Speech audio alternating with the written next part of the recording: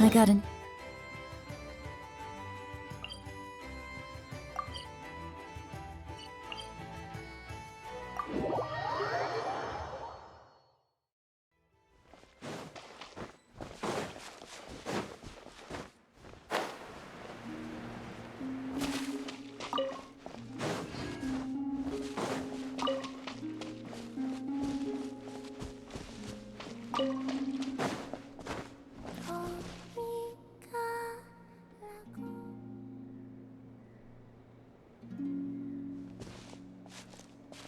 She's sitting up!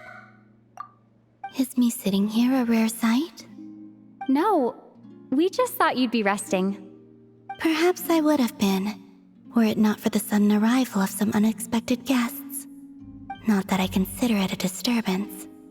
After all, you are the only ones who are free to enter. Would it not be a little unfriendly of me to lie down while we speak? I didn't realize you put so much thought into little things like that.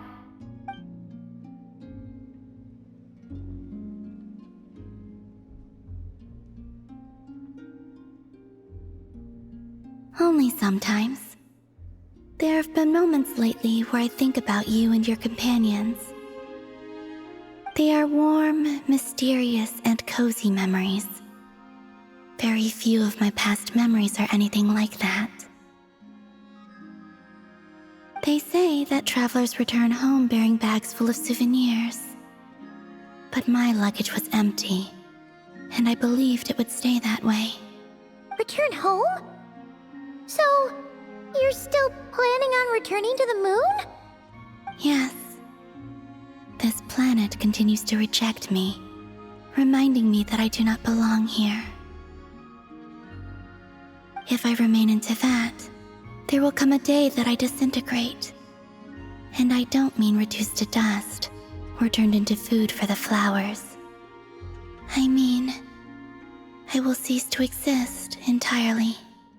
Alright then. Well, we're sure gonna miss you. But it sounds like we'll have to say goodbye. How do you intend to return? The moon prayer night is soon to arrive. On that day, the moon will be closest to Teyvat. The Kuvaki in this land will reach its peak at that time. I merely need to grasp the tide, and with relatively little effort. Oh, Paimon gets it! It'll work like a slingshot! You make it sound like she's gonna get blasted up to the moon. If I did that, I suspect I would crash into the false sky. I will be using a much gentler approach. But I do like the analogy. It's fun. You see? She gets Paimon's sense of humor. In the blink of an eye, the time has come to part ways. It does feel that way, doesn't it? Time seems to fly fastest when you are enjoying it. I have always thought of myself as a wanderer on this earth, and it has never expressed any desire to keep me here. Yet, just as I plan to depart, it tugs at my arm. Is this a gesture of affection? Or is the world mocking me? Oh. Were you hoping I can answer that? Yes. You are a traveler, so you must have a lot of experience in this area. Then, what I would say is, enjoy the moment. That's right! Don't overthink it! Happiness is happiness and joy is joy! The point is to enjoy it, not analyze it! I see. Then what I would say is, even though I am very tired right now, I am still happy. I can't tell from the tone of your voice. Oh, really? You don't think I sound happy? I'm just kidding. I could tell you were in a good mood today from the moment we saw you. Ah, a joke. Albeit not a funny one. Anyway, I assume you're here about you-know-what.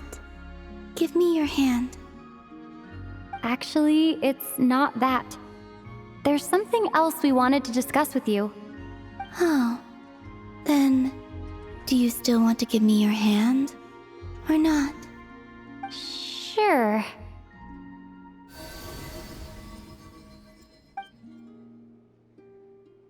Thank you. So, I've heard that in the moon prayer nights of the past, people here would hold celebrations in the moon goddess's honor. Since you helped so much in our fight against the Rehir of Solnari, I think you deserve a farewell party before you return home.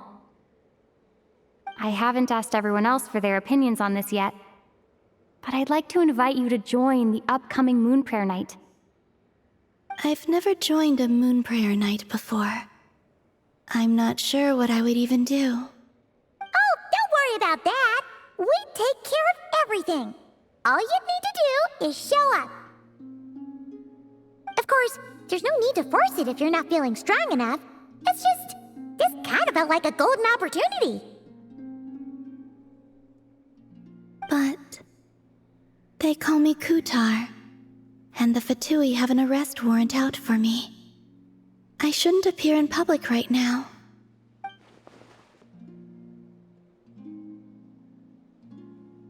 I'll make it work. You have my word. Yeah, we got your back. Well, she does. Paimon's actually not too sure what she's planning. All right, if you're sure. I will not refuse your invitation. I suppose it wouldn't hurt to pack a few more sights from this world into my suitcase before finally learning what my homeland looks like. Oh, if you see Lauma, please tell her that my answer to the question she asked me is neither yes nor no. Rather, it is, there is no need. That was kind of cryptic, but sure. Guess it's between the two of you. We'll pass along the message. Bye for now.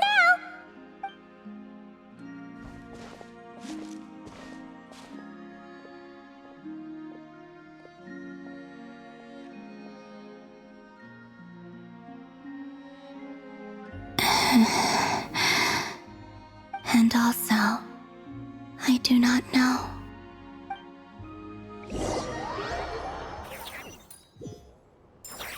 Since she's agreed to join the festival, let's go see who else wants to take part.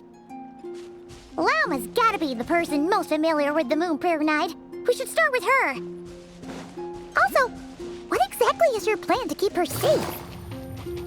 Not sure yet. I'll figure something out. What? Are you serious? And Paimon even gave you her vote of confidence back there. When did you become so sneaky?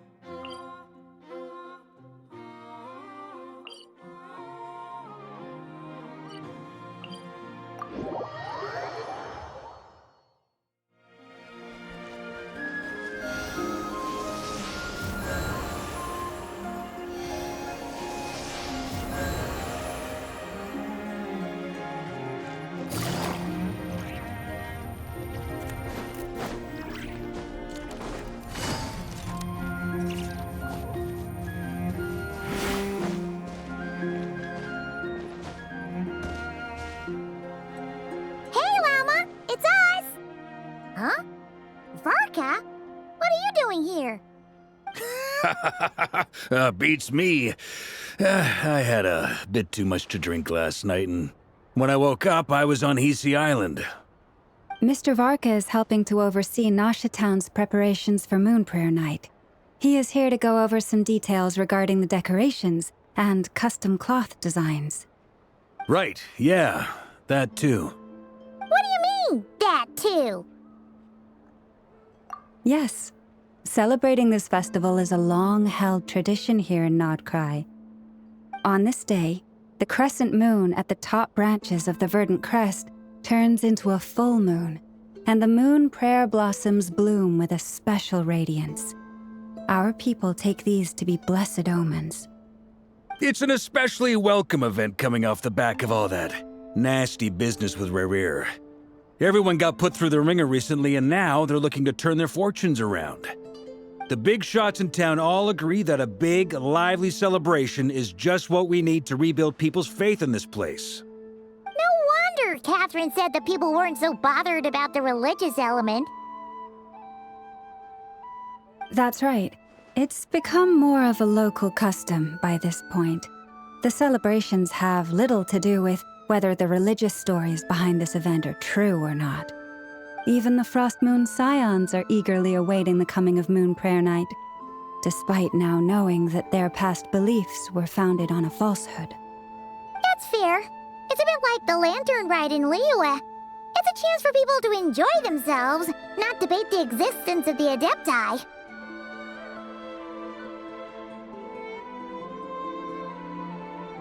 Oh, one other thing! We just went to see Columbina. We went ahead and invited her to take part in the festival this time. Hope it's okay. Wait, so... you mean she agreed to it? Huh. That's quite a surprise. Then I suppose that she intends to return to the moon on that day. Oh, yeah! It's kind of a complicated process, but basically, it's like a slingshot. I understand. In truth, I had a feeling that she might make such a decision. Well, if Kuthar has decided to participate in the festival, we should prepare accordingly. Yeah, exactly. She was saying how it could be risky for her to show her face in public. We were wondering if there was any way we could hide her. Unfortunately, the people who carved the statues did an excellent job of capturing her likeness. It will be very challenging to hide a goddess whose face everyone is so familiar with. Darn! We may have bitten off more than we can chew here. Nah, don't sweat the small stuff. We can handle that. Huh? Are you saying you have a plan? Not as such, no, but the most important thing with a festival is to keep the mood light and your spirits up. You can't go preparing for a festival with those long faces. You'll never convince anyone to enjoy themselves. The Mondstatter spirit is strong with this one. As it happens, I agree with Mr. Varka. Let's start by making our appreciation for Kuthar the beating heart of the festive atmosphere. And who knows? Once we get the ball rolling, perhaps everything will just fall into place. Hey! Did you catch that? Llama said the thing! Or close enough, at least. I'm looking forward to the Moon Prayer Night already. We have a festival in Mondstadt called Windbloom, and you can always tell which couples are celebrating it for their first time by the smiles on their faces. Big, beaming smiles like their whole face is glowing. And I have a feeling we'll get to see that same smile on the Moon Goddess's face at this festival. Not quite the same, surely. Anyway, I'll take care of business in the city, but I'll have to leave the decor up to you and the Frost Moon Scions.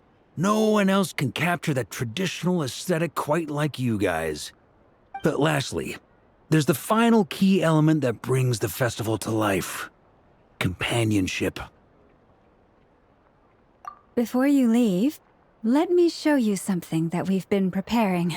Mr. Varka had asked to see it already, so you may as well tag along.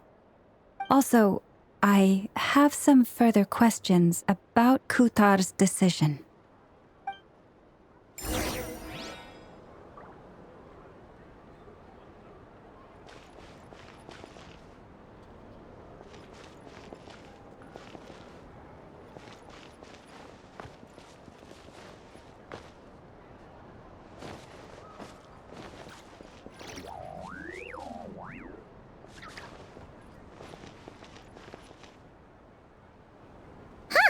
What's this? They sure look like they're having fun. I believe so. Kuhenki seem very skilled at playing drums like these, although I'm not sure where they learned it from. Maybe it's an innate talent? In their eyes, they're probably just playing with toys.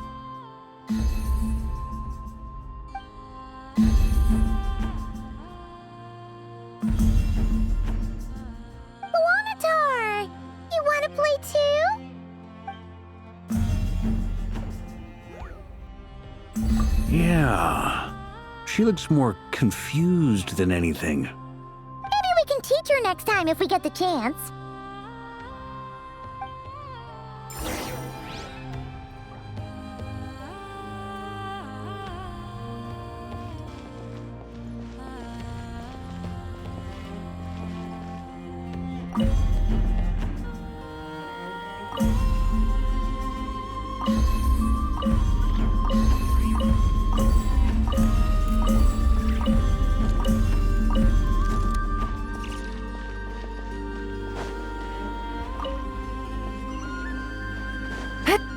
What are these floaty things?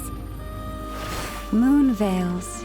We hang them from buildings in the city during the festival. When you look at the sky through them, it creates a lovely misty effect.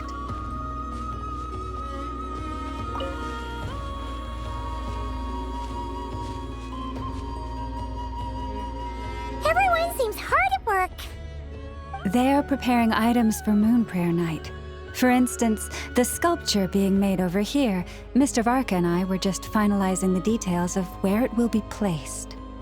Ah, there she is. I didn't know the finished article would be so large. Not to worry, though. All the necessary arrangements have been made. Just let me know once it's ready, and I'll get some people to ship it over. You have my thanks. And over here, we are preparing a very traditional confection. Oh, look at all these colors! It looks great! Can Paimon try one? Of course. I have a feeling you'll like it a lot. You bet! Sweets and treats are Paimon's favorite! If you included those in the Feast of the Moon, I bet Paimon would have joined the Frost Moon Scions by now. There will also be verdant crests like this present in Nasha Town during the festival. The timing of Moon Prayer Night is not completely set in advance. We make a rough estimate, then observe the changes in the verdant crests and moon prayer blossoms to guide us. As such, the wait itself is a fun feature of this particular festival.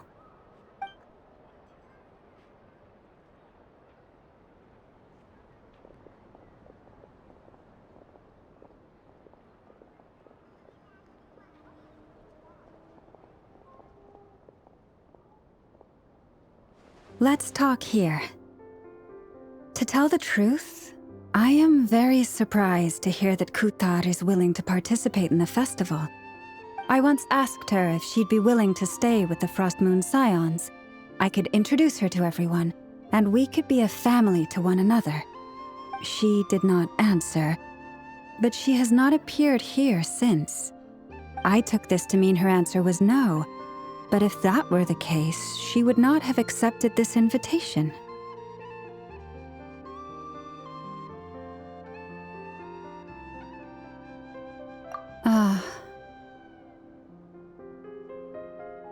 I see.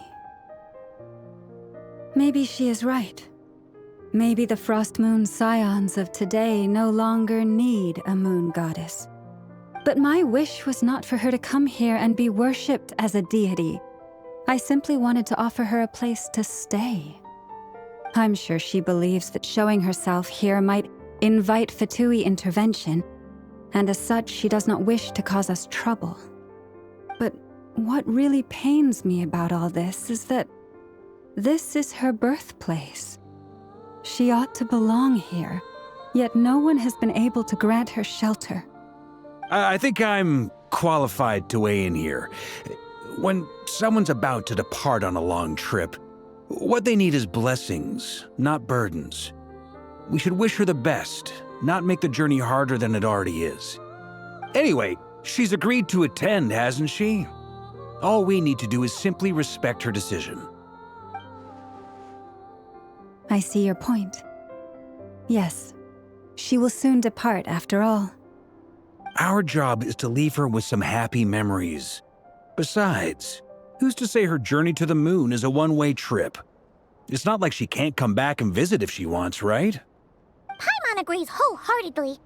Festivals are all about having fun, so let's keep it simple. All right, I'm gonna head back to Nausea Town soon. Want to come with? I'm guessing you have some other folks to visit there.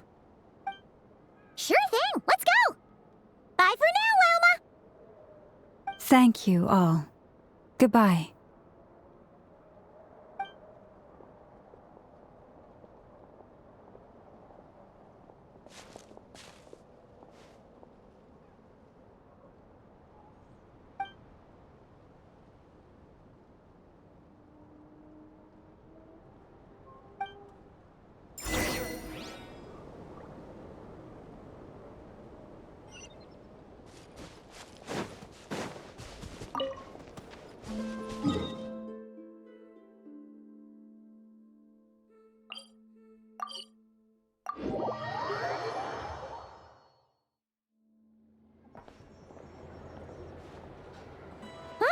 Hey, over there!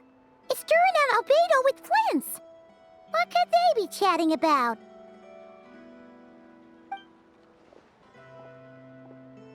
Your guess is as good as mine. Ah, Grand Master, and the Traveler in Paimon.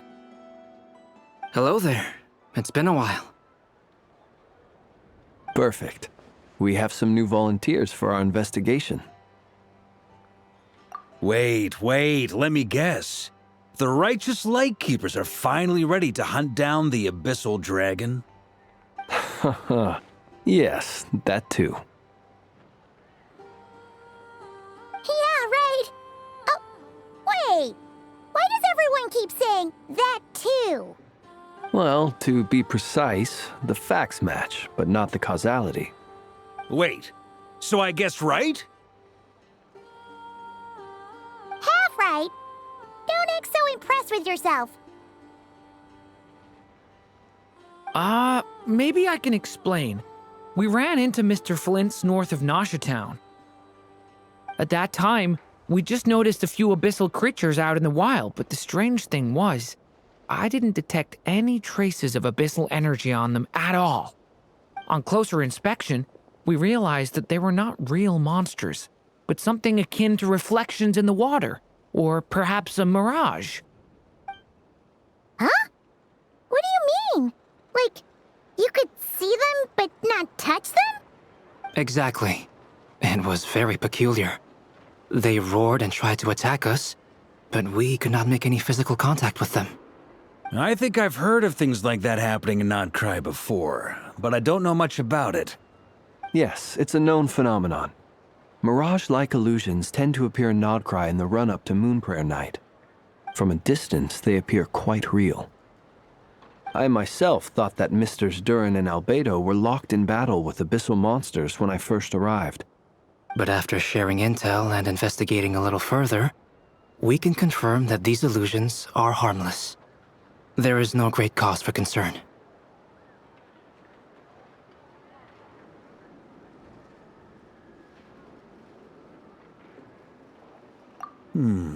All the Mirage stories I've heard are either animals, rocks, or small houses. Abyssal monsters, though? That's a first. It's a first for me, too. So I'm planning to look into it further just to be on the safe side. I intend to inspect a few more locations. What about you two? Any plans? Alice contacted me a few days ago. She'd like me and Durin to assist her with an experiment. But we lost contact shortly after receiving the message. I'm sure that comes as no surprise to anyone familiar with her. We don't know when the wind will blow, yet when the wind blows, we will know. That, in a nutshell, describes how Alice operates. Yeah, that tracks. Okay. Well, I suggest we investigate this Mirage business in the meantime. It's piqued my curiosity, and I'm pretty sure I know someone who will already be 10 steps ahead of us. Well said. Right? Whatever's happening in Notcry, she always seems to be the first one to know. Let's go see what she knows. We can invite her and her staff to the festival while we're at it.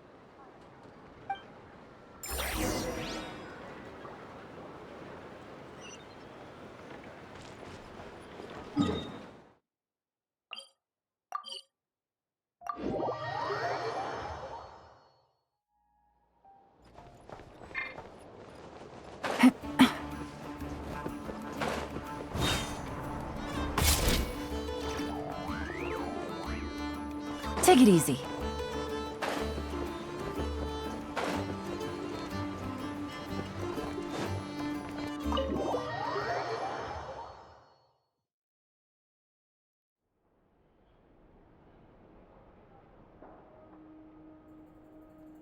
You're right, I have noticed. There's certainly something a little fishy about this situation. Only a little, though. Records indicate that this phenomenon can occur in the days before and following Moon Prayer Night. That said, it has always been a rare sight in the past. The odds of encountering these phantoms are similar to looking up in the night sky, happening to see a shooting star, and managing to make a wish before it disappears. But this time, either everyone's getting lucky, or they're appearing far more frequently than usual. Yehoda's out gathering intel as we speak. In the meantime, let me check off some points of interest. First, the Abyss. The ones we saw seem to be abyssal monsters. Indeed. But we have identified one location where many more of them have made an appearance. And not just monsters, but human phantoms too. Given the scale and nature of the phantoms, it's almost as if someone's last memories are coming to life. Or perhaps the memories of multiple people. Oh. So you mean the phantom monsters are hunting down the phantom humans? Exactly. The phantoms can interact with each other, but we have no means of intervening. In addition, some of the human phantoms would seem to be from the very distant past. This is clear both from the clothing they wear and the stories they tell. They claim to be from Hyperborea, a name which I've heard from Lauma before. If this is true, it means they must be from 6,000 years ago. Did Paimon hear that right? 6,000 years? It sounds like this merits further exploration. That'd be a big help. I'll leave it with you, Albedo. My knowledge of ancient history is non-existent. I used to doze off every time the pre-Knights of Favonius era came up in class. It's quite a miracle that you were able to understand these phantoms' speech, given how long ago they lived. I suppose you're right. But I'll leave the archaeologists to ruminate over that conundrum. As an intelligence broker, my sole interest is in the value of the information I gather. Which, in this case, hopefully means earning myself some good favor with our dear Lady Moonchanter. So calculating. Whew, this intel broker logic always catches Paimon by surprise. Sounds to me like we could split the work up. I think the abyssal phenomenon is best left to Albedo, Flint's, and me. Agreed. It coincides with my duty as a lightkeeper. For my part, I'd like to understand the abyss better. Even a little knowledge would go a long way. This is certainly a rare opportunity to study the abyss. But even rarer, perhaps, is the chance to make contact with the ancients. The Curatorium will take the lead on investigating the Hyperboreans. We put in the work to learn what we know so far. It seems only fair that we get some quantity of exclusive intel. That just leaves our trusty team of 2 unassigned.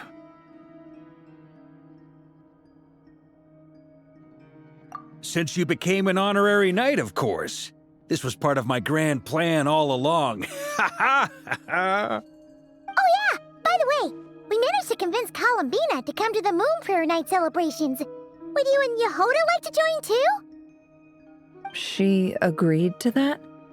Huh. Quite an achievement. Never underestimate the traveler, I guess. I'd be happy to join. No point shutting myself inside when the streets are all decked out. I doubt any clients will be visiting during the festival in any case. And Yehoda loves a party, so I'm sure she'll jump at the opportunity. No. No. No. No. No. No. No. No. No. Way to contradict me in front of... Wait. No, that's not what I have bad news, boss. So many people. All right, everyone inside. Quick.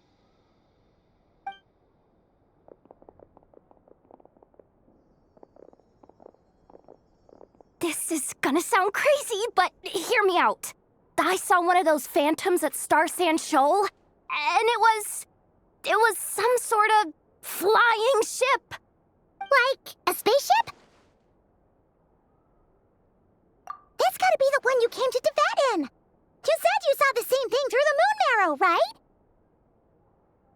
Huh? You already know about it? Ugh, I thought I was gonna blow people's minds. Turns out I'm the last to find out. Wait. Back up. You came here in a spaceship? Now my mind is blown! What's it like on the inside? Was it like flying through space? I want to know everything!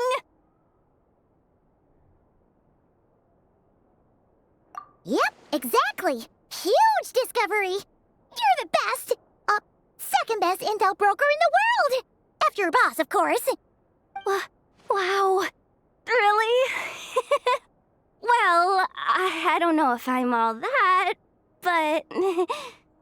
I guess that decides where we're heading next. Come on, don't look at me like that. I know the spaceship doesn't have anything to do with me, but you don't want to leave me as the only one twiddling my thumbs, do you? Please? Fair enough. You can tag along. In that case, let's meet back here to discuss our findings once we're done. I wish everyone a productive investigation. You too.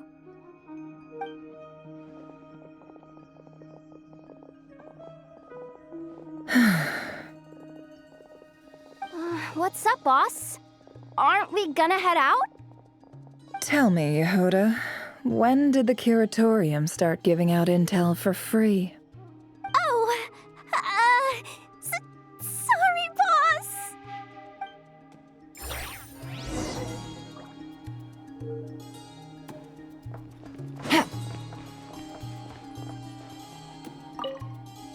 We can't unshare information any more than water spilled on sand can be put back in the bucket. I'll just have to balance the books some other way. Please, boss. There's gotta be another way. Who knows? Depending on what they find, maybe this will work in our favor. Please don't find me. Please.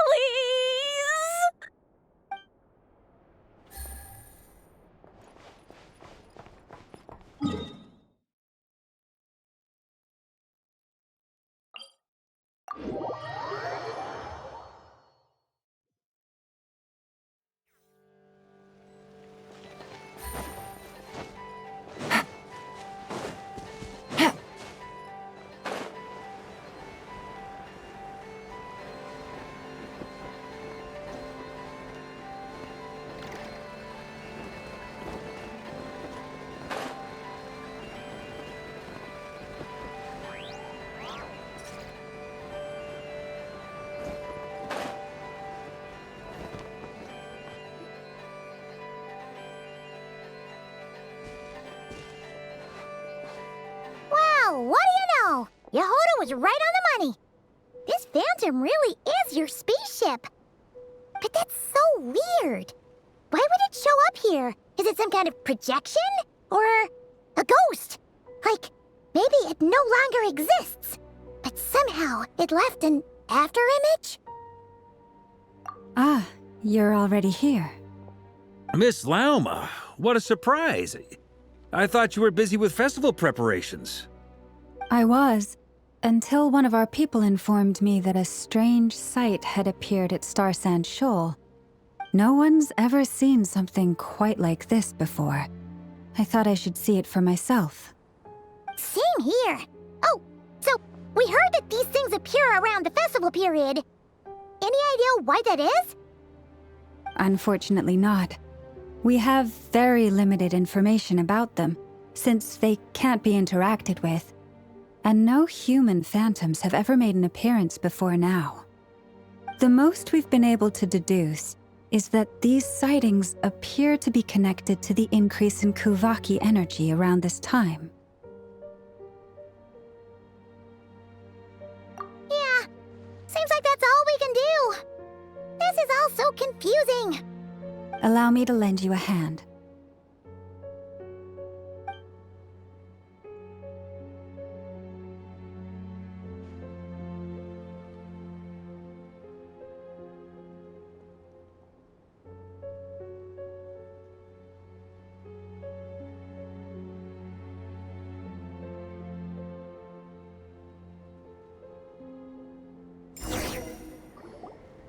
Everyone, our friend here should be able to provide us with some information. Is that a phantom rhymehorn deer? I've heard about how the Frost Moon Scions live in harmony with the animals and can even communicate with them. That's coming in handy now, for sure. Okay. Yes, I understand. Then how about this?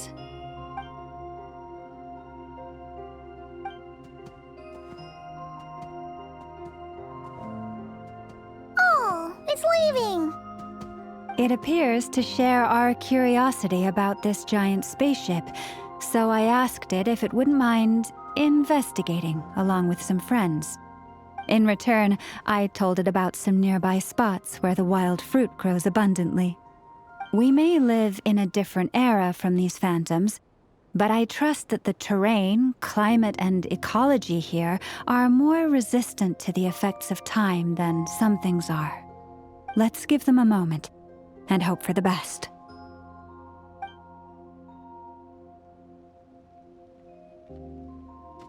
All back together? Must have been a lot of fruit. Indeed. Now let me ask them some questions.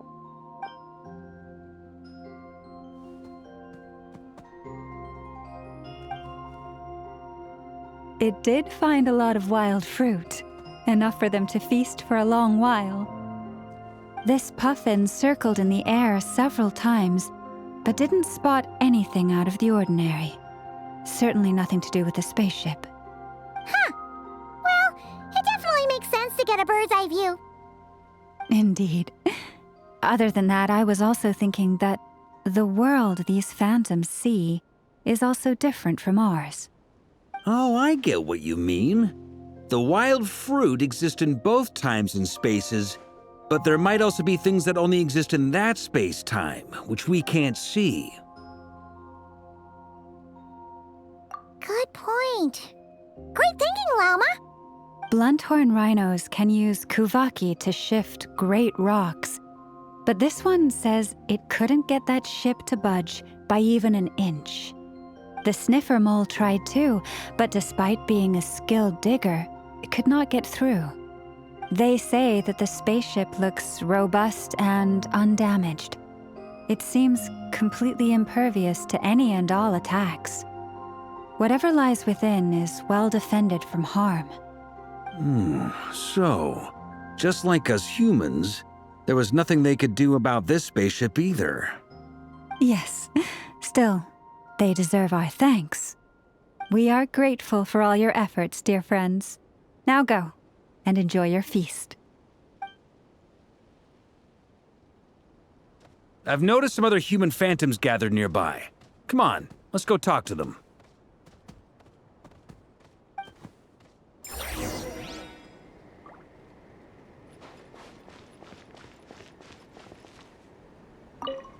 Those illusions and those people.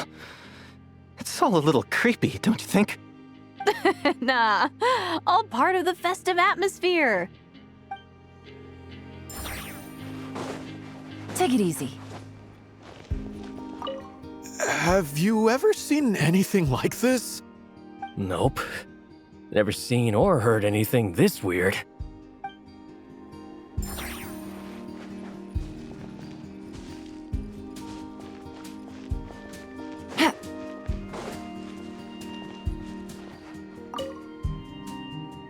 What is this thing? I've never seen it move, and there's no way to get inside. Goodness knows. My grandpa says it's been sitting here at least since his grandpa was still alive. What about his grandpa? Did he say anything to your grandpa's grandpa about it? Huh? I don't know. In all likelihood, it was here back then too. Hard to imagine something this huge could move. Guess that means that as far as they're concerned, this ship's been around a long time.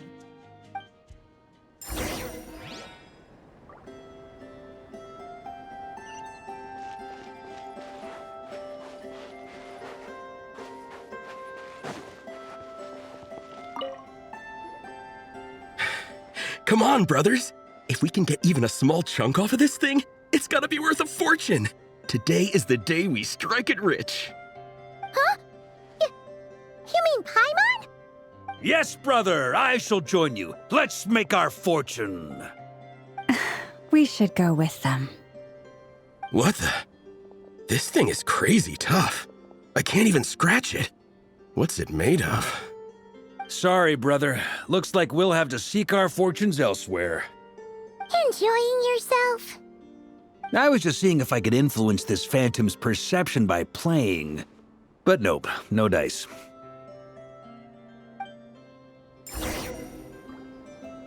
I'm sure we're all starting to build up an idea of what's going on here now that we've spoken to some of the people.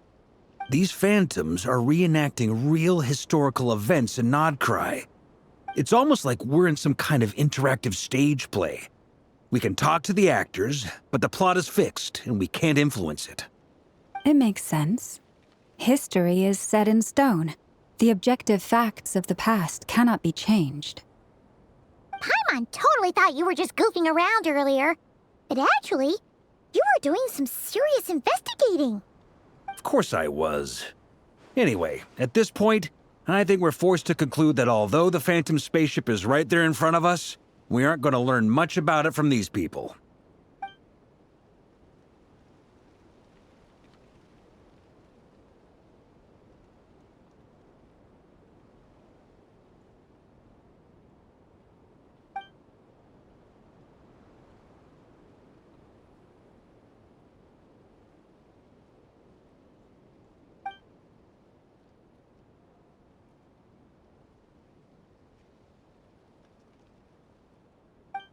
Don't be discouraged. If nothing else, this is proof of the ship's existence. And think about it. So many people tried to hack their way inside, but no one could get the door open. It's made of very tough material. To me, that says that we'll either find the ship itself or the story behind it. It's just a matter of time. Huh. Every now and then, when Varka gets serious, he actually does seem like Grandmaster material for once. I wonder how the others are doing. Let's head back for now. Sounds good. Also, drinks are on me if Team Knights of Favonius is the first to finish. Wait, we have a team name now? Am I in Team Knights of Favonius as well? You're very welcome to join. We've even got a cathedral ready for you. Isn't that technically blasphemy? You wouldn't dare make a joke like that if Barbados was in earshot. Nah, I'm sure Barbados doesn't mind a little harmless blasphemy once in a while.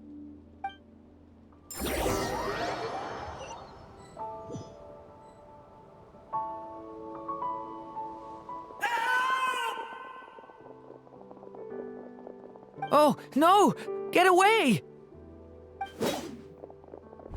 Oh.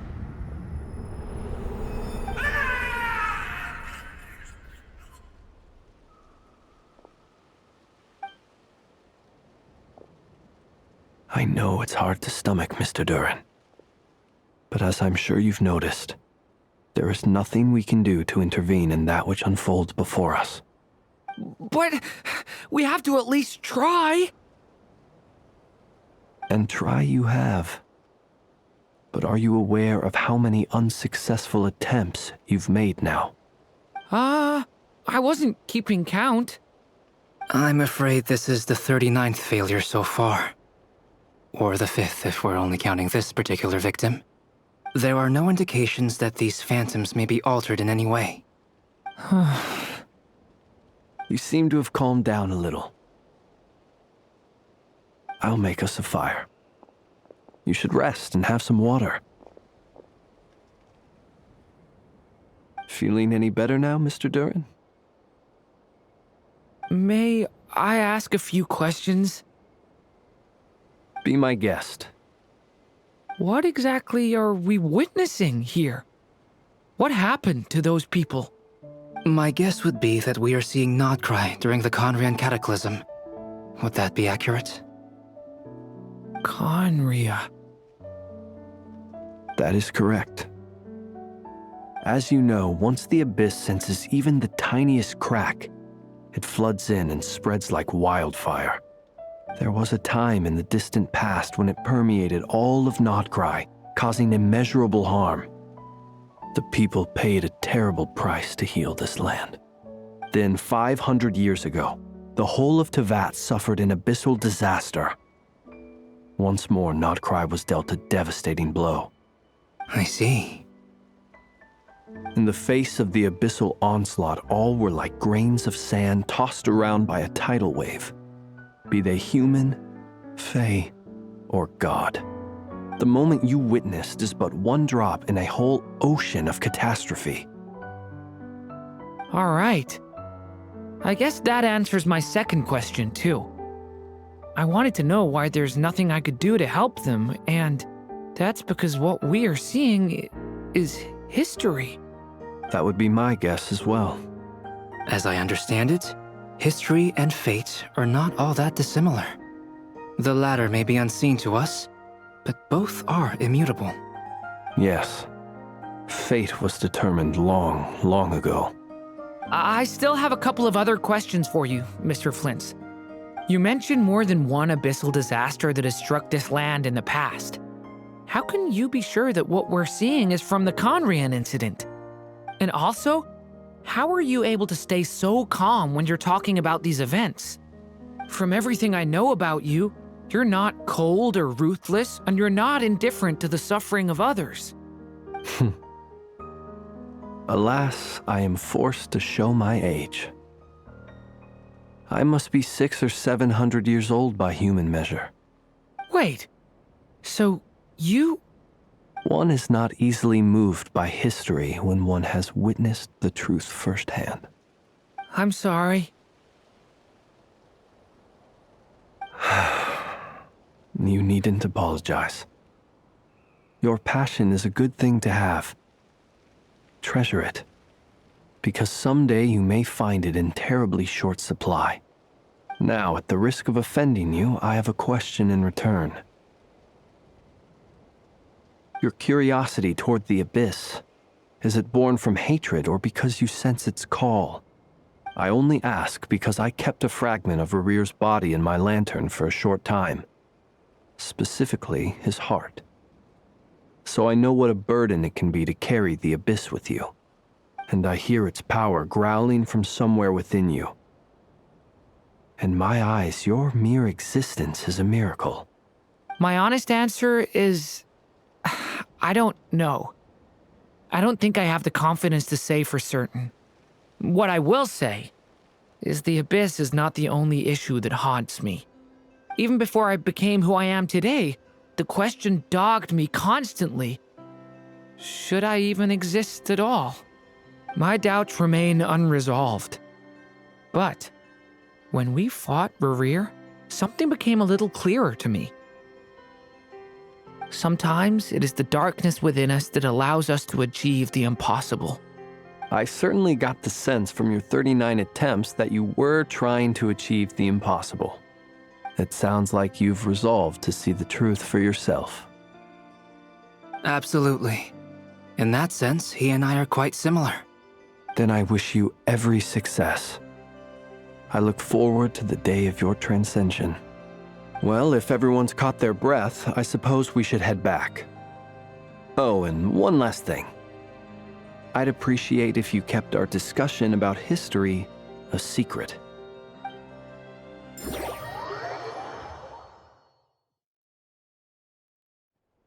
Incredibly, our separate investigations led us all to the same conclusion. Hooray for consensus! Yeah, but we barely learned anything, though. I totally thought this would be the mother lode. Talking with the ancients? I mean, come on! But nope. All we got was useless snippets of conversation. And all this stuff about moons and hyperopia. What a load of baloney. Seems like people back then had a few screws loose. I understand your frustration. We found the same issue. Each phantom only showed a very brief moment in time. There isn't much value to be found in these miscellaneous fragments of a civilization's history, no matter how glorious it may have been. If there's a silver lining, it's that these phantoms are harmless to the present reality. They shouldn't get in the way of the festivities. Paimon agrees. And not just because it's the first thing she understood in this whole conversation. You look disappointed, Nefer. Is something the matter? What do you think? We all worked our tails off, but the only one to gain anything from it was you, Lady Moonjanter. Well, please do share the Hyperborean records with me. I will gladly inscribe them in our people's documents. Oh, duh! Yeah! That was it! Hyperborea! Hyperborea. I'm serious. Only an expert in the Frostmoon Scions and their history can turn these records into valuable research material. The alternative is to let them gather dust on the Curatorium's storage shelves until the pages turn yellow. Nefer, you're wise enough to know that cooperating and sharing the profits is the best course of action here. Well, that goes without saying. Sure, let's do that. Huh? But didn't you say we aren't supposed to give out intel for free? Sorry. Shutting up. Now is not a good time to push Nefer's buttons. Anyway, back to Moon Prayer Night. I'm thinking that we should prepare something a little special, aside from the usual decorations and so on. You mean a parting gift? Can't go wrong with food. Although, does food go bad on the moon? Perhaps a lantern would be a better choice. It might be dark up there. It could prove difficult to light a lantern on the moon. Magical stones might serve that purpose better. What about a clockwork mecha model from Fontaine? I've got a whole bunch at home. I use them for fighting practice in my free time. None of these sound like things she would be even remotely interested in. But we don't interact with her enough to know what she likes. Yeah. It would really save us the guesswork if someone could find out what she's into. Wait, what the? Traveler? They're all looking at you. Great! Haha, problem solved. Now, I need to stop by Dory's. Gonna need her help sourcing a bunch of stuff for the festival. Then let's leave it there for now. We all have our own business to attend to. Traveler, if you find out what Kutar likes, let us know right away.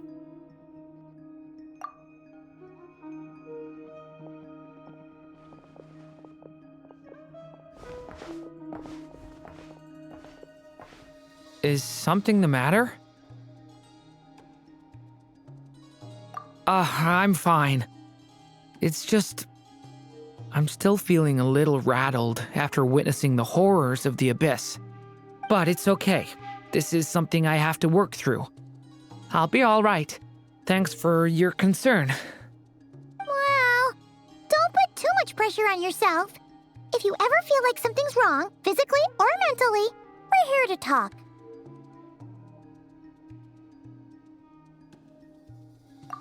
Come on. Stop treating me like a kid.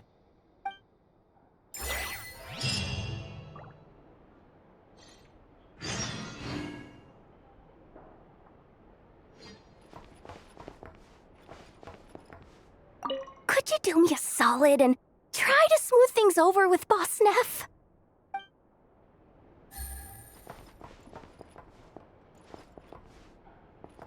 Which is why we need a lantern guaranteed to work on the moon. Yes, I have a few ideas, but the lantern itself is the easy part. The real issue is how little we know about the lunar environment. Wait, you two are serious about this? Let's just say I'm intrigued by the shining magical stones that Mr. Albedo has mentioned.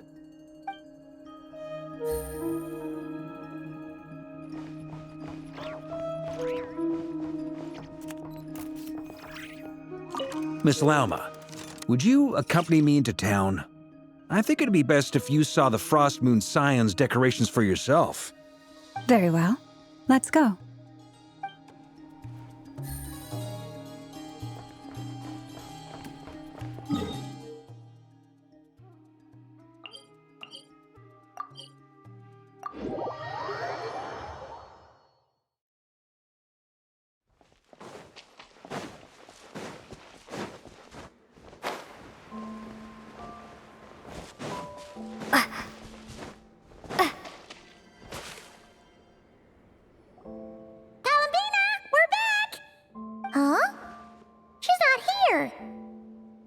Weren't there a few Kuhenki here last time, too?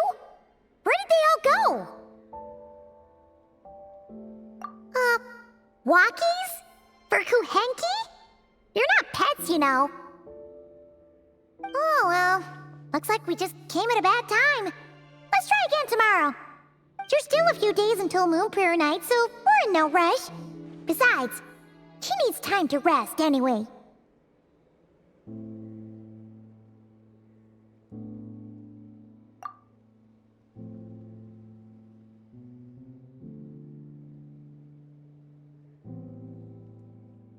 Kalamina! Are you back yet?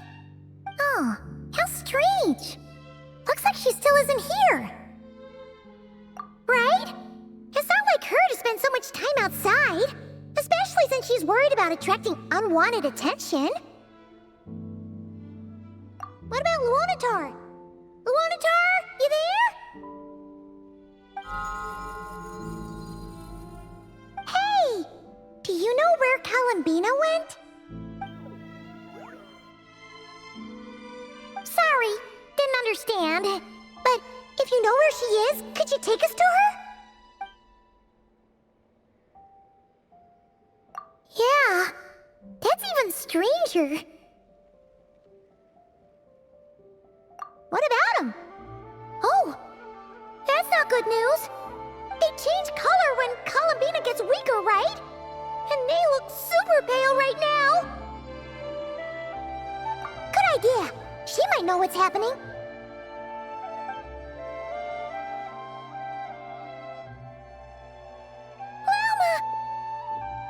Ah, it's you. How is Kutar? Is she okay? No, she hasn't. I came here to check on her after I noticed the flowers had changed color. Based on past precedent, she must be very weak right now. Even getting up to walk would be a struggle. It seems unlikely that she wandered off outside. Not to mention that she doesn't do that at the best of times either. So yeah, this is super weird. No. Very few people are in the know about Kutar's whereabouts. And if anyone suspicious had visited, they'd have left some sort of evidence. Come on, let's go to Nasha Town. If anyone has seen her, someone there will know about it. It's not Cry's information hub after all. Makes sense. Let's go!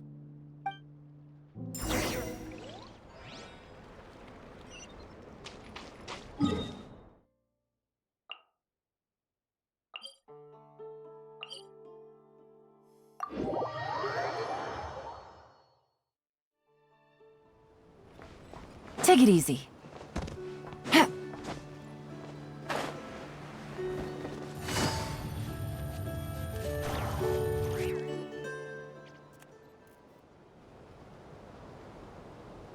a moment.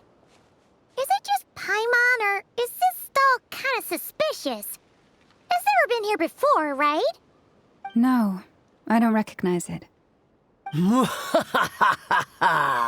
Alas, your free and easy adventure time is over. Now, prepare to face the final boss of Nod Cry. Whoa! Where'd that voice come from? Not sure, but it's definitely hostile. No, not that way. The final boss is right here. The sniffer mole? That's the final boss? Surely not. Also...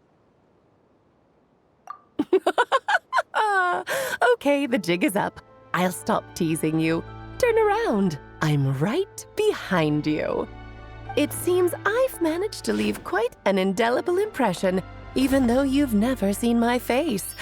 Ah, nothing could make a great mage more pleased with herself.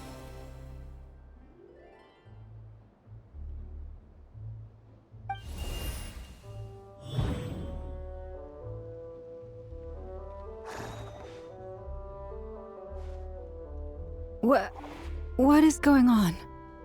I've heard that all the big shots in Teyvat have long, wordy titles that stun people speechless when they make their entrance. Unfortunately, none of them are affiliated with the Hexenzirkel, and we ourselves keep a very low profile. The notorious name-dropping doesn't quite work for us. Still, I, for one, think I'm really quite amazing. So that didn't stop me from coming up with a title anyway. Alice! It's really you this time? Not a lantern or a Dodoko, but Alice in the flesh? Oh, that's right. So, what do you think? How does it feel to finally meet me? You look like... Oh, that's the first thing you thought. A little surprising, but that actually makes me very happy. Because that means that when Klee grows up, she'll be just as stunningly beautiful as her mother. So she's a friend of yours? Kind of. This is actually the first time we've seen her in person. I see. Madam Mage, that was, quite a powerful entrance. I certainly won't be forgetting it anytime soon. It's okay, Lauma, don't force it. Paimon will do the honors. This is Alice from the Hexenzirkel. She's a friend of ours. And of Arcus, too. That's right. She's a good person, just kinda... unpredictable. Well, what is the human heart if not unpredictable? Hmm? If we could not do as we please, how would we differ from machines? I am Lauma, Moon Chanter of the Frost Moon Scions. It is a pleasure to meet you. Oh, I know. Before you got here, I spent a good, 15 minutes getting up to speed on Nodcry's present situation. In other words, I've read the whole in the last episode part, so we can skip the pleasantries. Fair enough. Well, Miss Alice, I can already tell that you have quite a unique personality. He'll get used to it. Paimon sure is. So anyway, what are you doing in Nodcry, Alice? Oh, I thought I told you already. This time, I'm the final boss. And what a formidable foe I shall be. Powerful, confident, decisive, and good luck finding my weak spot. You will never succeed.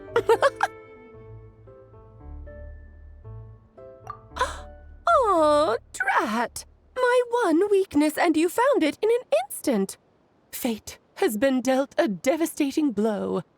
Thus falls the great Dodo King.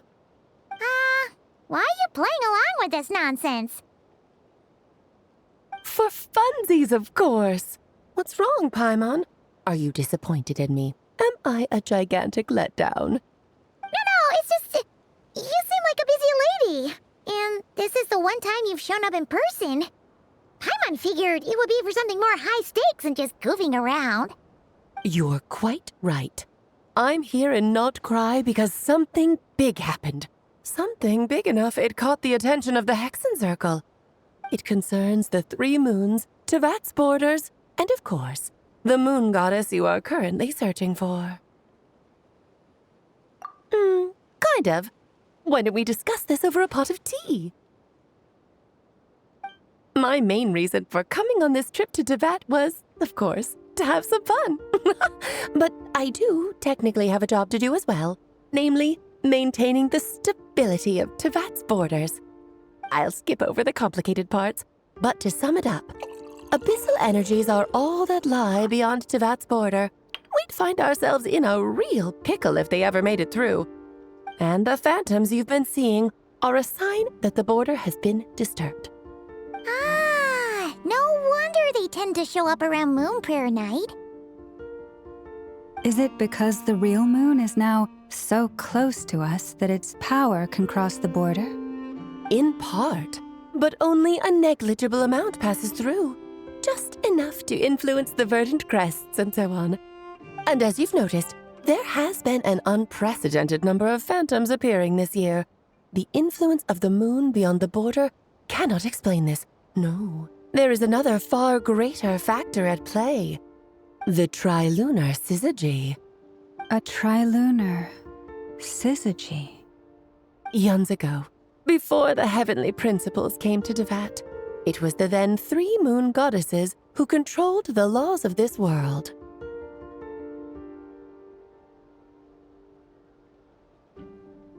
Oh, that's exactly it!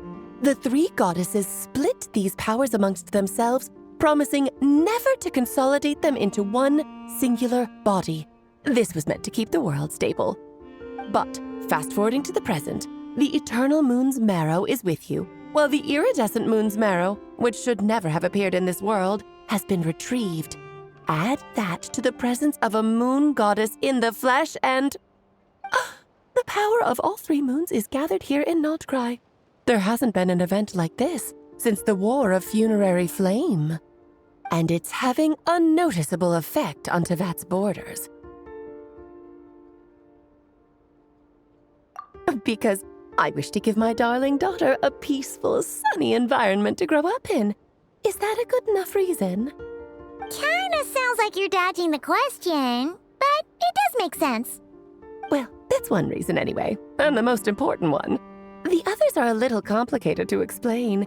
For instance, cleaning up after dearest Miss R. Albedo could tell you more about that if you're curious, but right now, I have a more important question to ask you. Why are you collecting the moon marrows? I see. Nicole told me about that legend once. Nicole?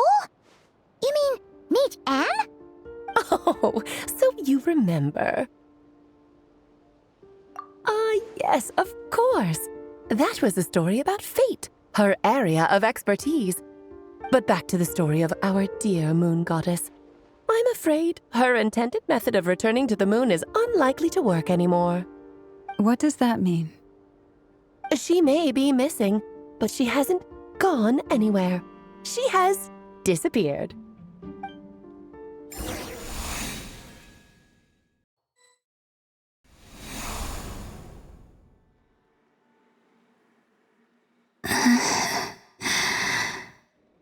My body is so heavy.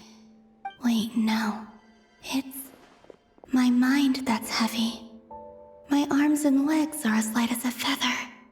What's happening to me? I feel drowsy, like I've been asleep for too long. Is it daytime or nighttime? Is the moon out? I think I'll go for a walk.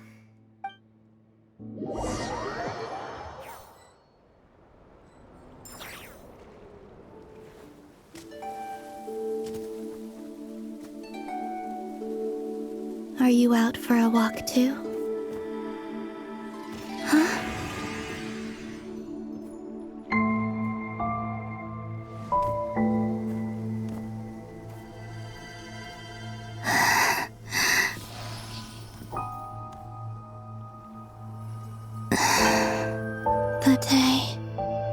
I've come at last.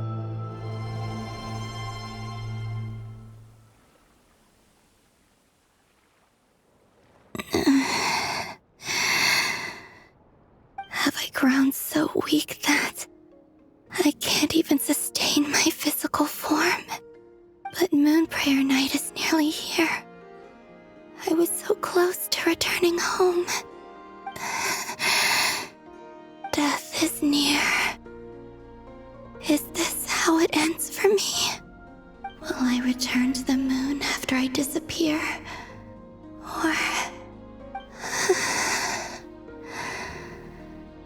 I don't want it to end like this. So far, at least, I still exist. Even if not physically, I can still feel. But as my power wanes, I'm sure that too will fade. I suppose I might take one final look at this world. The world where I was born.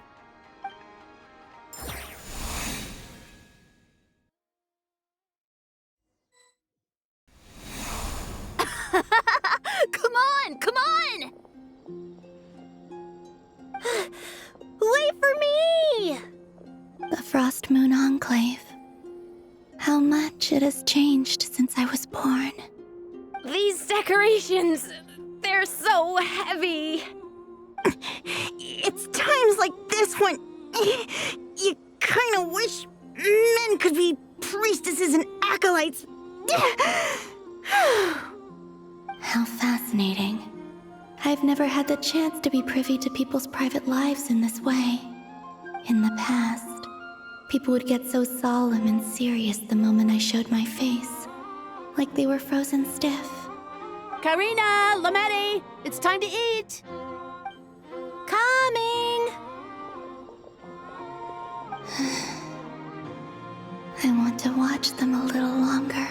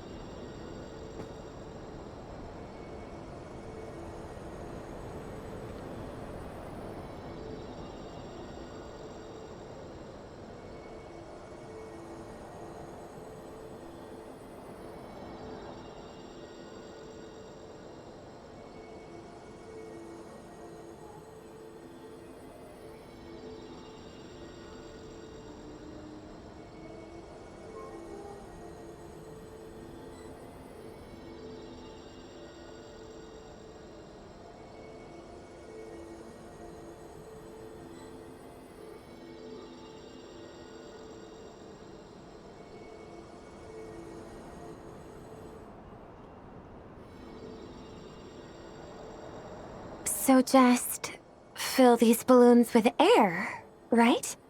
Yep. Try a couple now to test things out. The rest can wait till Moon Prayer Night. Think fast. Rita! Teasing an acolyte of the Frost Moon Scions? Surely that's a punishable offense. Take this!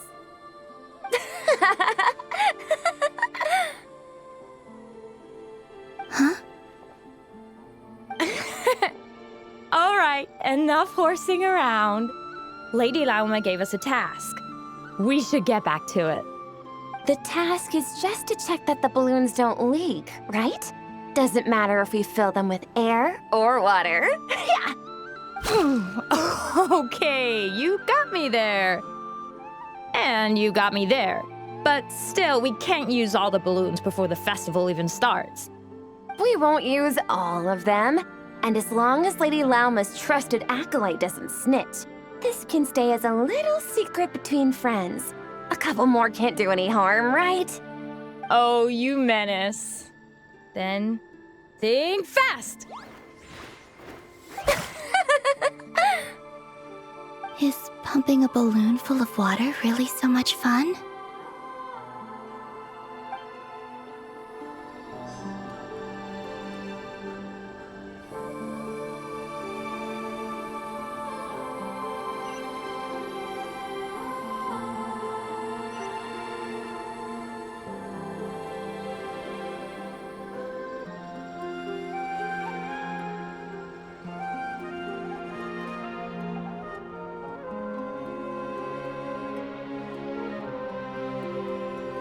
I'm sure you're both tired from playing all day. Come on, eat up.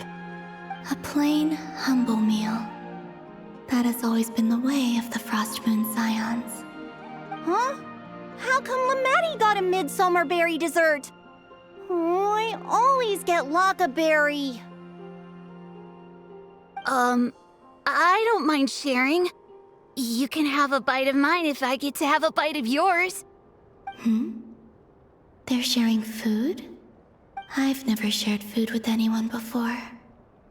Even at the Harbinger tea parties, everyone just ate off their own plate. And when I couldn't finish my food offerings from the Frost Moon Scions, they'd leave the leftovers out under the moonlight for the animals to claim. Hey! That was 2 bites! Oh, then you can have another bite of mine. Oh, you too. Oh, don't fret now. Here, have some of Granny's too. So this is what it means to be family.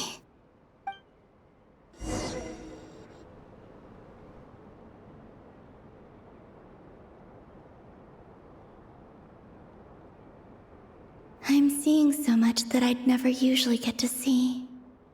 They'd never act like this when I was around. It's nice, being able to just watch people in peace in these final moments. What a rare opportunity. I think I'll go take a look around Nasha Town, too. Maybe the Traveler will be there.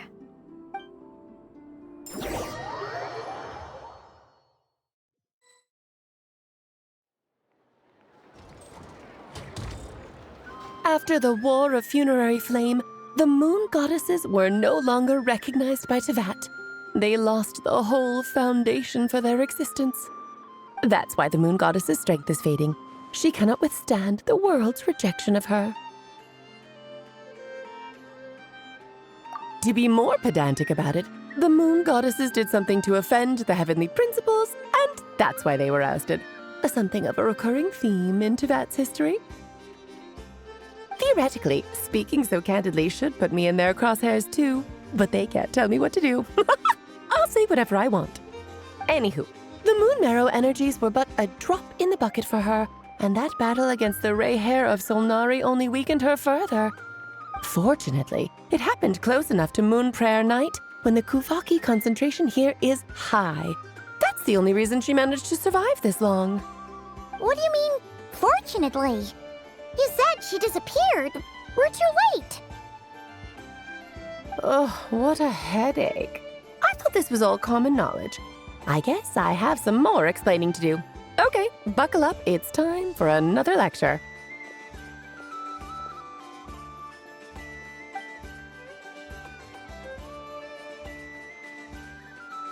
Now, I said earlier that the moon goddesses lost the foundation for their existence.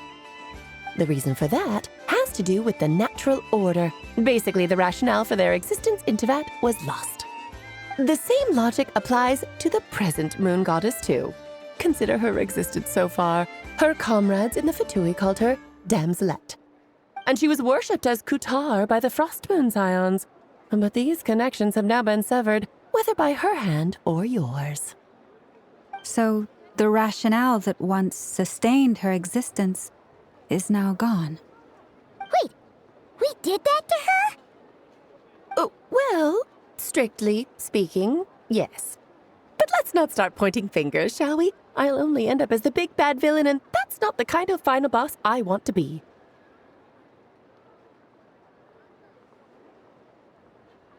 Of course I do. I'm only the greatest mage in the whole entire world. Now, if you wish to find your moon goddess, there are two problems we need to solve. Firstly, we'll need to strengthen the connection between her and Tevat, at least enough to sustain her until Moon Prayer Night. Strengthen her connection. But does that mean I'll have to rally all the Frost Moon faithful behind this? I'm afraid a bygone faith and a former home won't be of any help to her now. Do you know her name? Her name? Oh, yes. Names are very important things. A name is a fundamental concept that anchors one's entire existence. Then your first job is to find it. As a moon goddess, I'm sure she must have a name she identifies with. Neither Columbina nor Kutar is her true name, and she's never really accepted either of them. So, finding out her real name is enough to sustain her existence? Yes, I know it sounds like a small step, but every journey begins that way. So for now, that's all we need to focus on. The second problem is with her plan to use the moon marrows to return to the moon. Unfortunately, piercing through the false sky will take an enormous amount of power. Given her current condition, she won't be able to provide anywhere near enough power, even if she recovers her physical form. But no need to fret. Nicole's the expert in this field, and I'm sure she'll figure something out. Wait, Mage N is going to help us out too? That means we've got 2 Hexacircle mages on the case. This is turning into a pretty big deal. Actually, this is more of a side quest for me. Like you said, I'm a busy lady, so I can't stay for too long. I'll have to return to Tevat's border soon. That's the upside you get for looking out for my little Klee. Hopefully that will incentivize you to carry on keeping her company in the future. Anyway, jokes aside, you'd better get moving. It will take quite a miracle for the moon goddess's consciousness to hold out till Moon Prayer Night. Oh, I suppose I might as well tell you where Nicole is before I leave. Off you go now. Time to meet your new friend. Oh, yes, and a little suggestion. Don't forget to mind your heads. What? I wonder how Durin's doing. I should really go see him before I head back. You really are super busy. I most certainly am. There's so many children I have to keep tabs on just in Mondstadt. Durin, Albedo, Venti, Varka. Klee didn't make the list, huh? Of course not. Klee is my pride and joy. I have no qualms about her, because she's the best child in the whole wide world. Yep. Klee's a little angel. I'm glad you agree. Well, all the best. See you when I see you.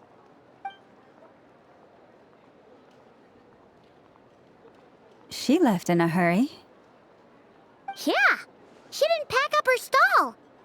Should we handle it for her?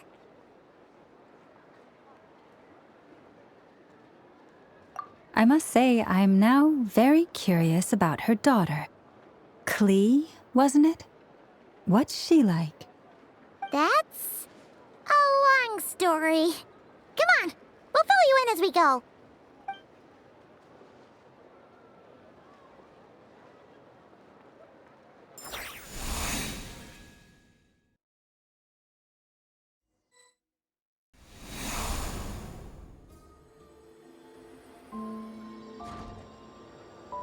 What a lively place. I've never experienced Nasha Town like this before. Hey, you old geezer! Your hammer's rusted through! Who are you calling old geezer? Are they quarreling? I'm looking right at him! You've really gone downhill since giving your daughter free rein in the workshop. Can you even swing a hammer anymore? It shouldn't take you days just to fix a single chair. You might as well use that hammer to massage my back for all the good it's doing. Don't run your mouth, or you'll get a back massage that'll put you in bed for the rest of your life. Look, the materials haven't arrived yet, all right? You know how busy it gets in the days before Moon Prayer Night. I'll bet you send all the materials to your little princess. Blood's always thicker than water, huh? All right, you've made your point, Uncle Koski. As soon as the materials arrive, fixing your chair will be the #1 priority. And Dad, if you've got time to chat, why don't you lend me a hand, See? Lolka knows what the score is. I guess they're friends. But the way they spoke to each other was so ugly. Then again, it wouldn't be the first time I've seen something like this. Columbina! Sing outside my door in the middle of the night one more time, and I'll unscrew your vocal cords. You hear me? Oh, Sandrone. So that was her way of trying to be friends with me. What a pity. I won't get the chance to say any ugly things in reply.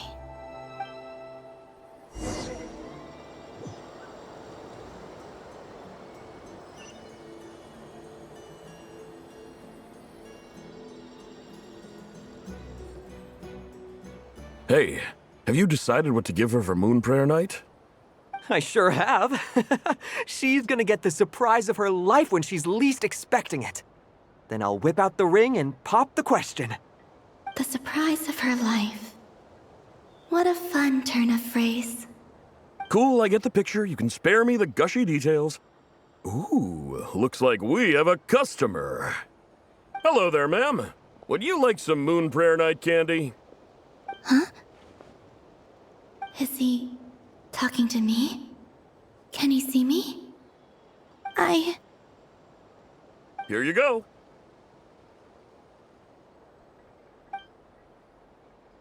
Oh.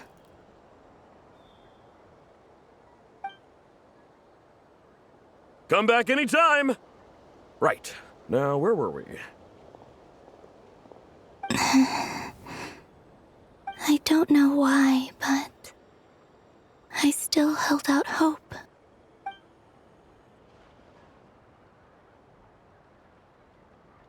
The most important thing right now is to find that mage. This name thing seems super important too, but where do we even start looking? I'd better go pay the Fatui a visit.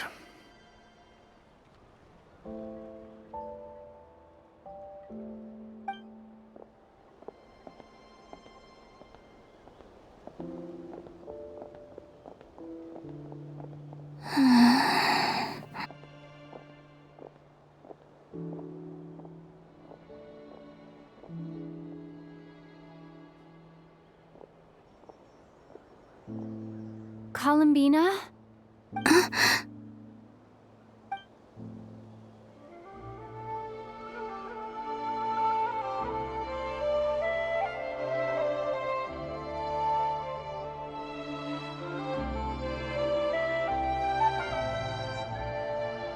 Traveler?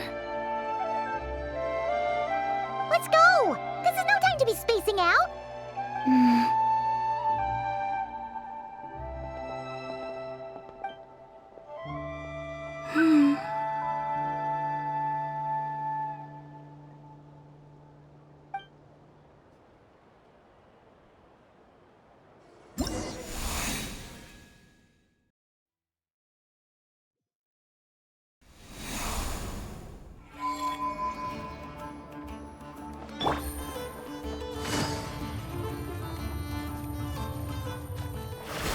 Take it easy.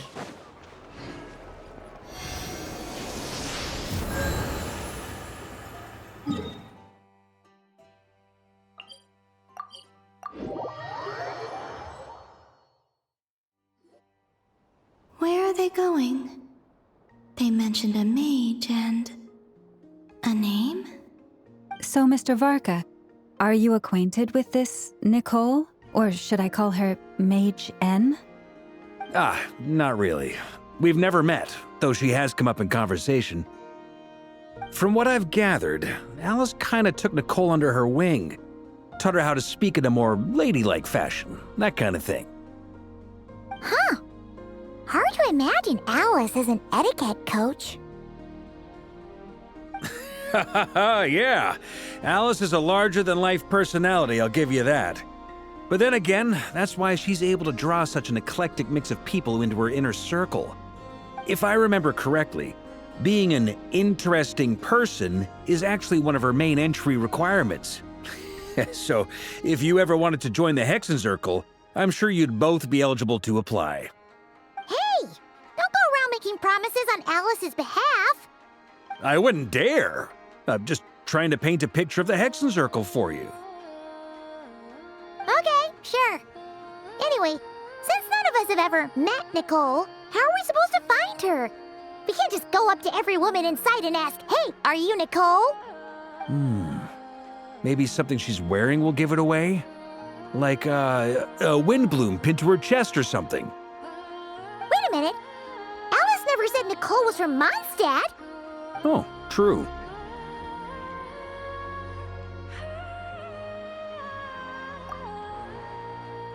That would be this young lady, then?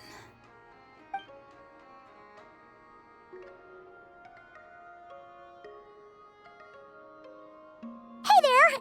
Sorry to disturb you, but are you Miss Nicole? Varka, Knight of Boreas of the Knights of Favonius. Alice might have mentioned me before. Mm-mm. Have we got the wrong person? Sorry. Well, this is awkward. When I shook my head, I meant, no, Alice hasn't mentioned you before. Huh? Where is this voice coming from? My apologies. For certain reasons, I am unable to speak. This is the only way I can communicate with you. It might take some getting used to, but I hope you can understand. Hey, it's fine. I'm more shocked by the fact that Alice never speaks about me. I mean, As for you two, we have crossed paths twice before, but it is nonetheless a pleasure to finally meet you. It's really you! Thanks for all your guidance in the past! You're quite welcome. This time, things are different. We have reached the unwritten pages of the story. You might say that we stand at the crossroads of fate.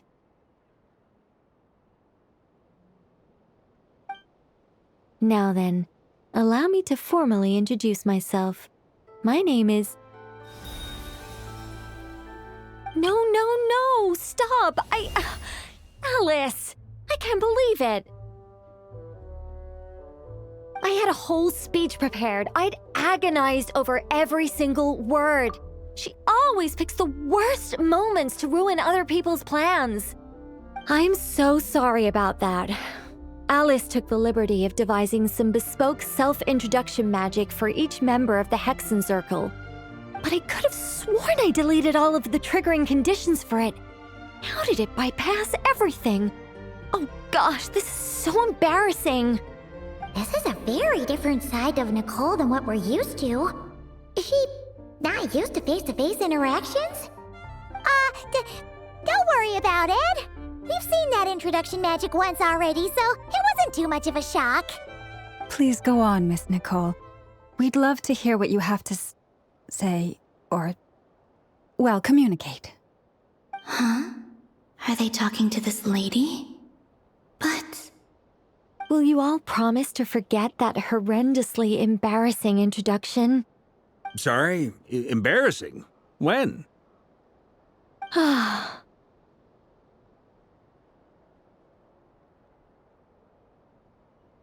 Yes, my name is Nicole, and I am one of a very few angels who have retained both their preferred form and their power. The Traveler and Paimon should be no strangers to this concept. There is another of our kind in Natlan. They call her the Lord of the Night.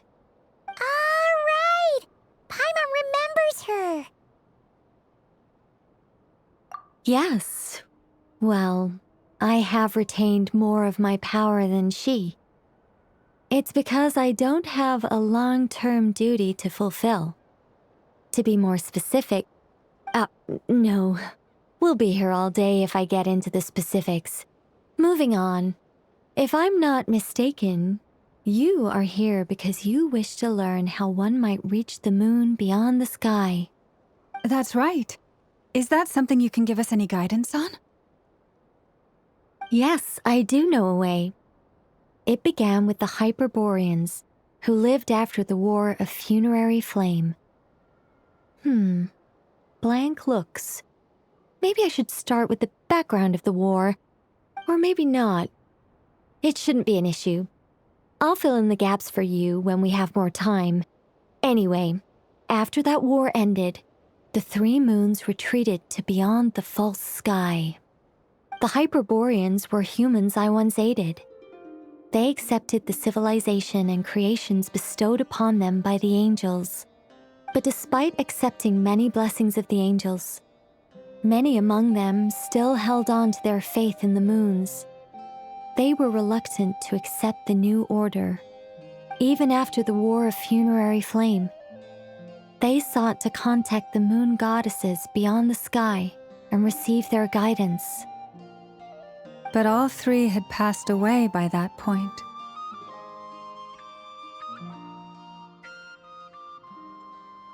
This mage has a unique method of communicating. Is she talking about the moons? Yes, but they did not know. And so, still they prayed for the moon goddess's mercy. After building titanic structures that consumed vast amounts of Kuvaki, at last they glimpsed the moons and heard their voices. But of course, they were gravely disappointed, for it was then that they realized the three moon goddesses were dead. Oh, that's such a sad story. It is. Humanity was in a very sorry state at that time. The angels who had once aided them were gone, and the War of Funerary Flames had left them homeless and destitute. Just a second, I gotta ask. How relevant is all this history to the task at hand? Well, I mean, it's... Okay, it seems we've drifted into irrelevant narrative waters. It's been a while since I've had the chance to speak inside someone's head.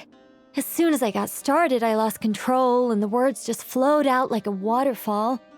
What I'm trying to say is... Right, yes, that's it. The relevant part is the ritual created by the Hyperboreans. The fact that they bypassed the false sky and saw the true moons implies that they successfully built a connection between Teyvat and the outside world. Which means, with enough Kuvaki and a sufficiently stable connection, it should be feasible to send one person over the border. Okay, so they built some kind of portal? Oh, yes. A portal. Yes. Is something wrong? You sound disappointed. I just didn't expect you to summarize it so well. It turns out I could have said all that in one word, if only I'd managed to think of it. No, please, it's fine. This is invaluable knowledge. I'll be sure to record and preserve everything in writing. Oh, really? Well, in that case, I suppose I could backtrack and add some more detail. I did gloss over a few things so far. Whoa, time out. Let's summarize what we've got first. The Hyperboreans were the last ones to use this method, right? So we somehow need to find whatever structure they built and make sure there's enough Kuvaki to power it up. Luckily, we have the moon marrow of both the eternal and iridescent moons, so we're all good for Kuvaki. Which means the key issue we need to focus on is finding the place. Am I right so far? Yes. Although I expect the structure is long gone by now. That said, what if we could take advantage of the phantoms to travel back to a time when it still existed? Well, travel back isn't quite accurate. It's more like we'd be creating a handshake between 2 points in space-time. We wouldn't even have to pick a time when it still existed. It could just be a time when it still appeared in phantom form via projection, or we could project our own phantoms, fold them together at... You look lost. Was that too hard to follow? Yeah, things got a little, technical there. Paimon's brain is reaching capacity. All right. Let me think about how to put this more simply. Okay, got it. Over the next few days, I'll search for phantoms that we can use. Once I find one that meets the criteria, I'll let you know and we'll regroup. By completing certain rituals, specific individuals will be able to enter the phantom and make it to the Hyperborean structure. If everything checks out and it looks feasible, we'll just need to wait for Moon Prayer Night, and we can send the Moon Goddess back home. I'm really skimping on the detail here. Is this making any sense at all? I think so. For now, we'll just wait to hear from you. Yes. Basically, yes. Great. Counting on you. In the meantime, we'll focus on finding the Moon Goddess's name. My name? Are they looking for a way to stop me from disappearing? Excuse me, Miss... Go on, Miss Nicole. This conversation was a little all over the place. I didn't catch your name. I am Lauma, of the Frost Moon Scions. Ah, I did wonder. I noticed that you listened very intently when I spoke about Hyperborea and the moon's history. If you'd be interested, I'd love to visit you this evening and go through it again in greater detail. Also, if you were serious about making a record, it would be too risky to simply write down the raw details as is. I would suggest some tweaks. Maybe rewrite the stories as fairy tales or fables, perhaps even prayers. Anyway, we can cross that bridge when we come to it. So, see you later then? Oh, and no need to prepare anything. Just a cup of tea will do. See ya!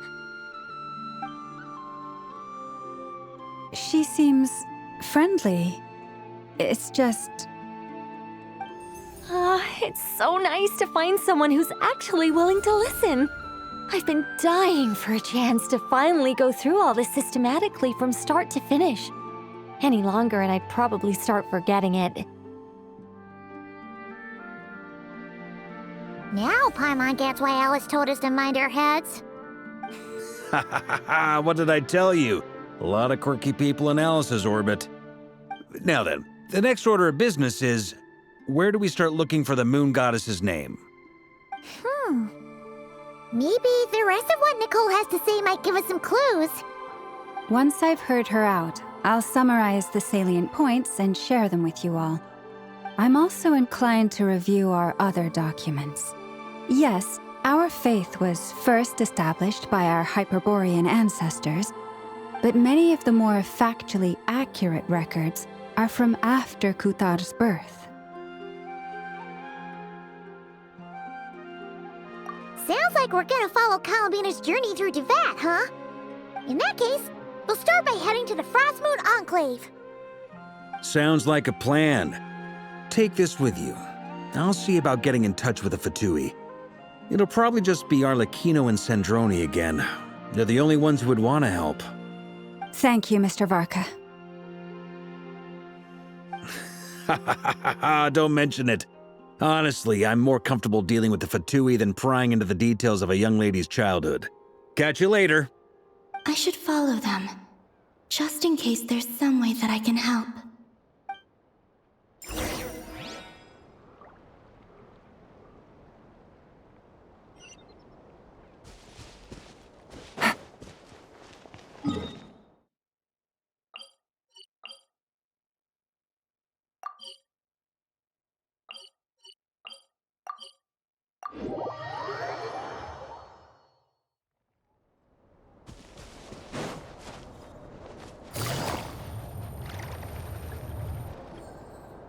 while ago, I took the time to organize all documents in our possession that pertain to Kutar.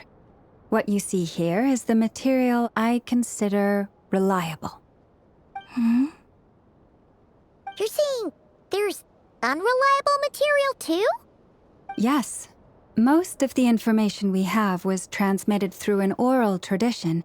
Inevitably, some of her stories were mythologized and deified over the years through countless retellings. That's why I organized them into reliable and unreliable. There's no sense seeking answers in history unless we can ensure the veracity of the historical record. Makes sense. All right, let's take a look through.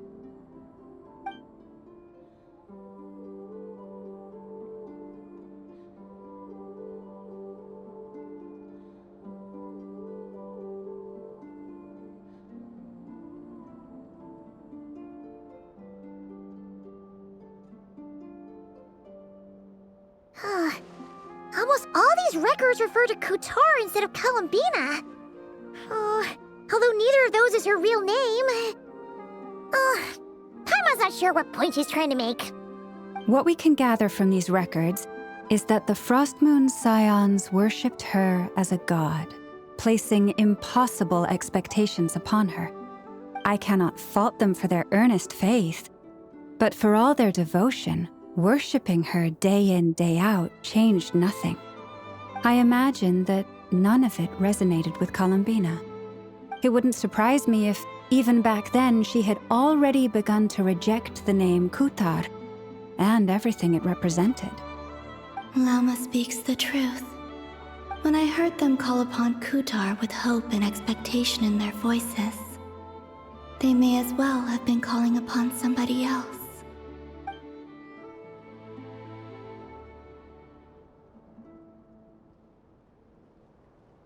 Well, that's a bit complicated. I looked at the level of detail, perceived authenticity, prose style, and how realistic their portrayal of Kutar seemed to be. Amongst the Frostmoon Scions of today, only I know of her existence, and I alone have spoken to her face to face. As such, I know that there are certain things she simply would never do. That being said, I have sensed some changes in her lately. Changes? Me?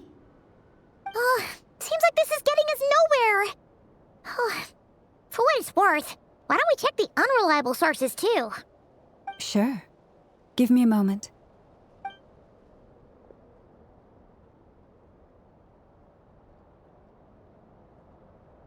Exerting but a fraction of her divine might, Kutar sheared a great mass from the snow-capped mountain and cast it into the sea, upon whose surface shone the mirror image of the moon.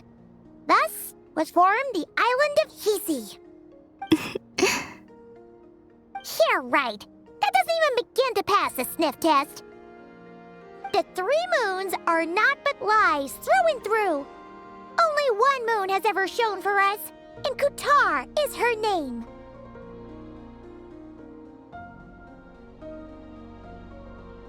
The vast majority of ancient texts are filled with fanciful tales like these. I trust you understand my criteria a little better now. Kutar did not speak, merely gazing into the distance in silence. And where her gaze landed, this was her prophecy. Clearly, whoever wrote this text never even met Kutar. Otherwise, they'd know that her eyes are always closed. What about you, Traveler? What are you reading? Come on, let Paimon see. The child wished to build a wooden nest with which to shield the fledgling bird from the cold. But being so young and lacking in strength, the child could not snap the branches from the trees. Kutar was passing by. Upon seeing the child, she summoned forth the Kuhenki, who built a beautiful nest for the child. I remember that. Not knowing the meaning of Kutar's divine intervention, the child dared not to respond, and thus ran home to call their parents. But Kutar was gone. The Moon Chanter declared the event a miracle and took the nest as a relic, placing it on high for all to see. The child was named as one favored by the goddess, and was greatly respected amongst the people. Yet, no further miracles were bestowed, and this matter was forgotten in but a few years. Huh. Any thoughts after reading that? Yeah. Columbina probably just wanted to join the kid in making nests. Ah. I had originally considered this a fabrication, because Kuthar did not perform any similar actions in subsequent records. But now that I think about it, it does seem like something Columbina would do. It's just that... She didn't know how other people would interpret her actions. She was probably worried about making things difficult for people. And so, she gradually stopped joining in. Yes. Oh, that's so sad.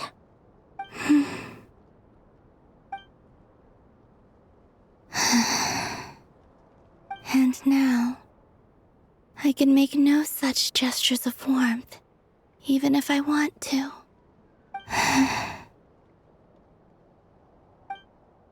Still no name. That's a bit of a shame. But we did learn some interesting stories. That's gotta count for something. Barca said he was gonna set up a meeting with Arlecchino and Sandrone, right? Let's go back to Nasha Town and see how he's doing.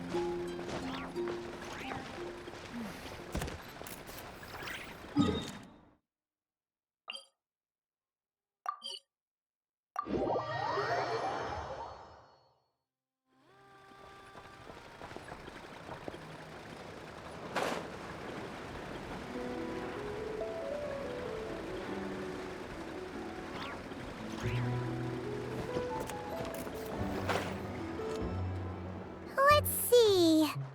There's Varka. Oh, and it's Durin and Albedo too. Yeah, this is pretty much the same place we bumped into each other last time. I convinced them to stick around a little longer. We were all waiting on people, so I figured having a little company would help pass the time. Ah, so you've been waiting for us? Does this mean that you've already arranged things with the Fatui? Sure does. Now you're back, we can go meet up with them together. How'd your investigation at the Frost Moon Enclave go? Well, we didn't find out Columbina's true name. But apart from that, it went pretty well. Aha, just as well that I didn't tag along then. I'm sure our moon goddess wouldn't want every man and his dog knowing all about her private life. Still, desperate times, desperate measures, I guess. Someone had to do it. So, Varka was waiting on us, but what about you two?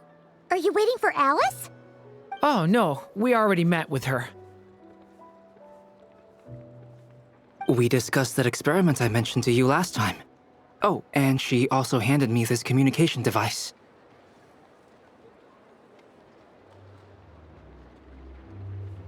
That's right.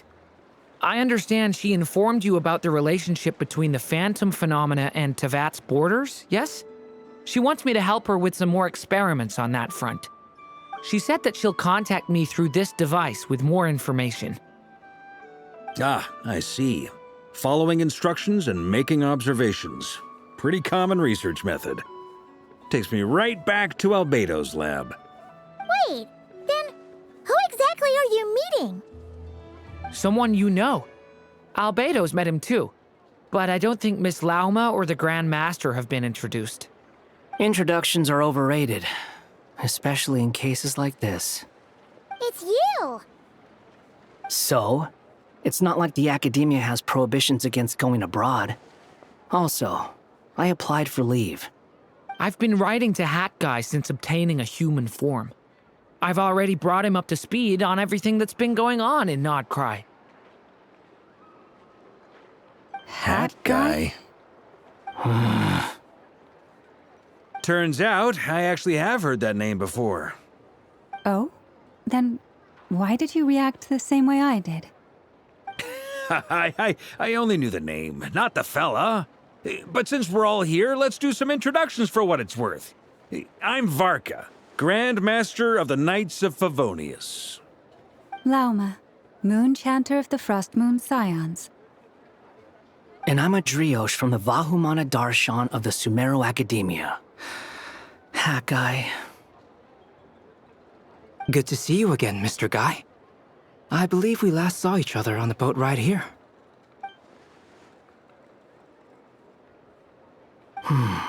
Mind you, the only reason I came here is because there's someone I want to look into. Who's that? The Doctor, also known as Dottore, second of the Fatui Harbingers. From the tone of your voice, it sounds like there's bad blood between you. I was reviewing our archives and noticed that a lot of information about him was missing. Left a bad taste in my mouth. That's all there is to it. Dottore, or Zondique, as he was then known, once studied at the Academia, but he got kicked out before he could graduate.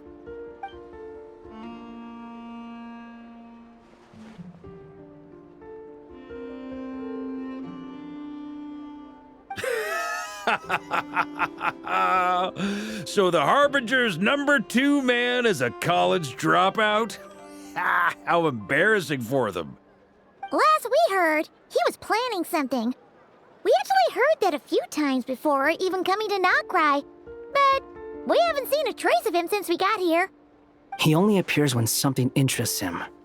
For all we know, he might have left already. But the fact he did something here at all is worth noting. It'll fill a couple extra lines in his file. Why does it sound less like a file you're writing and more like a criminal record? Anyway, we were just about to meet 2 of the other Harbingers. Want to come along? You might learn a thing or two about him there. Sure. Even though they're Harbingers, well, they're old acquaintances of ours, so, you know, when you talk to them, try to be... I got it. The Frost Moon Scions' relations with the Fatui remain tense. Forgive me if I do not attend. In that case, we'll continue assisting Miss Alice with her experiments. Good stuff. Everyone's having a fruitful time. All right, we better get going. I'll lead the way.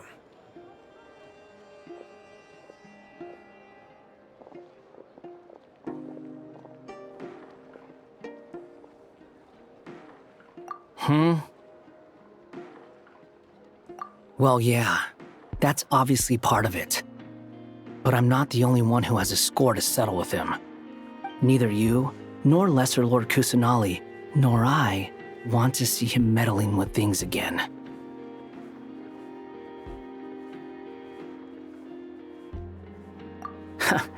What's the hurry? Don't worry. Pigeons always know which way home is.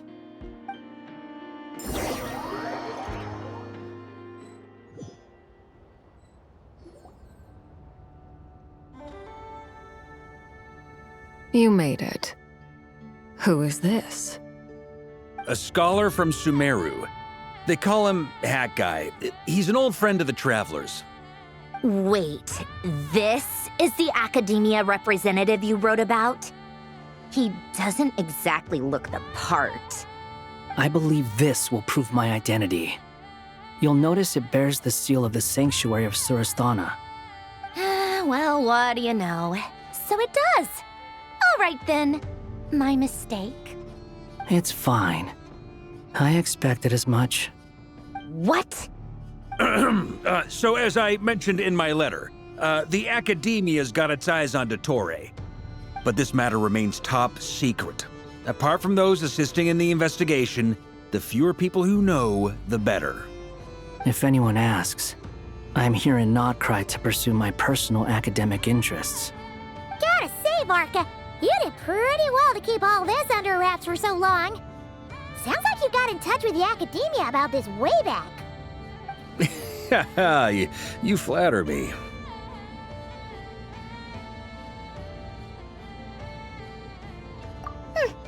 Where do I even start? Remember that time we fought Rerir at Star Sand Shoal? He sure let me have it then, didn't he? I'll bet Dottore had that all sketched out, with me as his convenient little pawn. He could not care less about us if he tried, but hey! The feeling's mutual. Does Dottore really strike you as the sort who values his relationships with his colleagues? Fair point. Definitely not. Which is why I always keep my guard up whenever he starts making suspicious moves. To that extent, our motivations align. On top of which, I consider you trustworthy people. Now, back on topic. In the wake of the Reikir of Solnari episode, Sandrone and I grew suspicious about Dottore's complete inaction during the entire affair. So we tried to find out what he'd been up to, but unfortunately to no avail. He never lets anyone in on his plans. The more he cares about something, the more secretive he gets. Indeed. Perhaps he believes that by keeping a low profile, he can avoid trouble. But that trick isn't going to work on his colleagues. Yeah, I mean, he's been researching the ancient moon's remnants. And he's been trying to get his paws on the moon marrows. Only an idiot would believe he doesn't have something more planned. With this in mind, I returned to Snezhnaya and relayed my thoughts to Her Majesty the Tsaritsa, entreating her to have him recalled. That's pretty direct. Did the Tsaritsa agree? Yes. I made it abundantly clear that the Fatui's business in Nodcry is almost concluded, and we do not need 3 harbingers in this territory. Her Majesty concurred. Accordingly, Dottore has returned at her orders.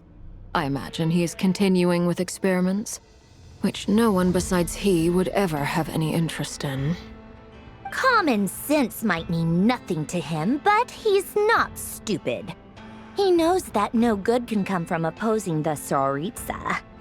Smarts alone won't get him all the way. He needs the Rooster's resources and Regrator's Mora, both of which the Tsaritsa can strip from him by waggling a finger. But doesn't he have a track record of publicly following orders while going against them in private? He probably has it down to a fine art by now. Wouldn't put it past him. We worked together on a research project once. Only briefly, but it was enough to show me that we're fundamentally different people. He has no interest in doing things methodically, stage by stage. His thoughts jump all over the place, and the moment his curiosity is satisfied, or he gets the results he wants, he disappears. The only similarity we share is that, once we set our minds on doing something, we will see it done, whatever it takes. Well, we definitely saw some of that in your battle with Rerir. You got so competitive. Ugh, do not remind me. Then I believe we all concur. Dottore will not simply give up. Fantastic. Now this is turning into a whole day of unpleasant memories. Ugh. Are you talking about the moon marrow stuff? He also strikes me as the kind of person to disregard experimental regulations, ruin all the equipment, and go way over budget. Then leave the first person he can find to deal with the fallout. Exactly. This one time, he was running some high-temperature experiment and the substance exploded. But does he care? No. He orders his subordinates to open the device so he can observe the results, which causes the gas inside to leak out. That gas was poisonous! If I hadn't been there, who knows how many people might have died? And after all that, he left, while I was still cleaning up after his mess. What a waste of time, he said. Waste of time? The nerve! He wasted my time! You've been bottling that up for a while, huh? Hat guy, I must say, you seem awfully familiar with internal Fatui affairs, especially when it comes to Dottore. Thank you, Lady Harbingers, for providing such valuable information. I have no other questions for now, so I'll be on my way. Wait, what? You're just gonna leave? You're welcome to join if you want. Ugh.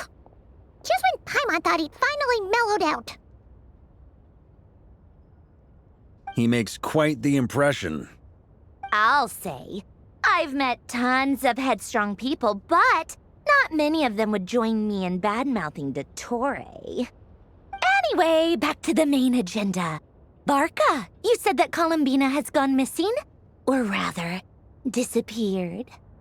Yeah. We're working on building a connection between her and this world.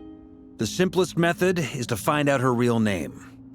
I've actually asked her that question before, but she said she didn't know. Considering our relationship, I doubt she was lying to me.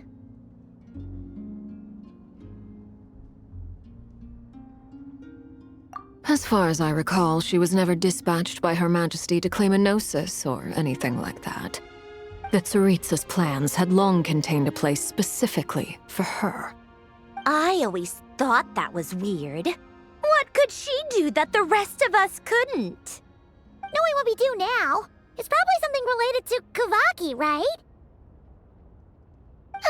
More than likely. When she first arrived, Columbina would often go to Her Majesty and ask when she could start the task assigned to her. But Her Majesty always gave the same reply. The time has not yet come. So she spent her days in Snezhnaya doing basically nothing. The Tsaritsa has summoned a beautiful blind maiden to be a harbinger, giving her the third seat by virtue only of her enchanting voice. It was a dumb and stupid rumor, but the reality of the situation made it hard to refute. And what happened after that? I imagine she stopped caring. She no longer seemed to care why she had been recruited, and Her Majesty never gave her any missions, so she just continued to sing in the flower garden. For my part, I was busy. So busy, in fact, that watching someone be that idol had me fuming. But still, I got the sense that she had long been used to a life of other people claiming she was needed when she wasn't. I just felt that having a place to stay would cost me something eventually. And so I waited quietly for the day that I would have to pay the price. And on the other end of that spectrum, you had me. Someone once told me that I had the lousiest work and the toughest luck. That's a good way of putting it. I forget who said it, but those words have always stuck with me.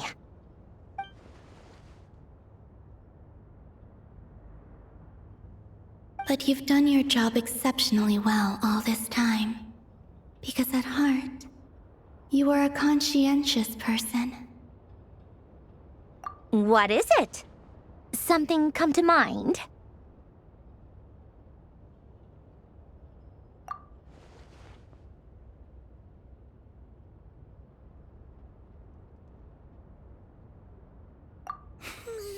That makes sense. Nothing screams you are needed like your name shouted from across the town. Well, good luck with it. But if you ask me, Columbina is still the most shoutable name. I'm just so used to it now, after all the arguments we've had. I can't be bothered trying to remember another name for her. Nor I. Sandrone. Harlequino.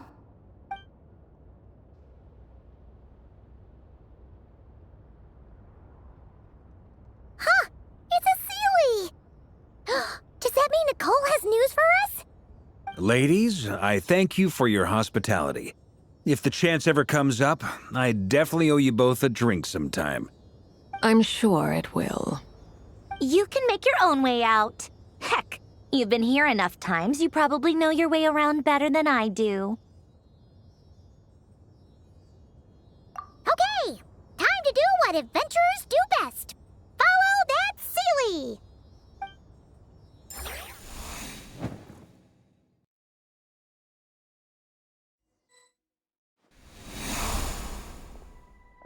Here you are.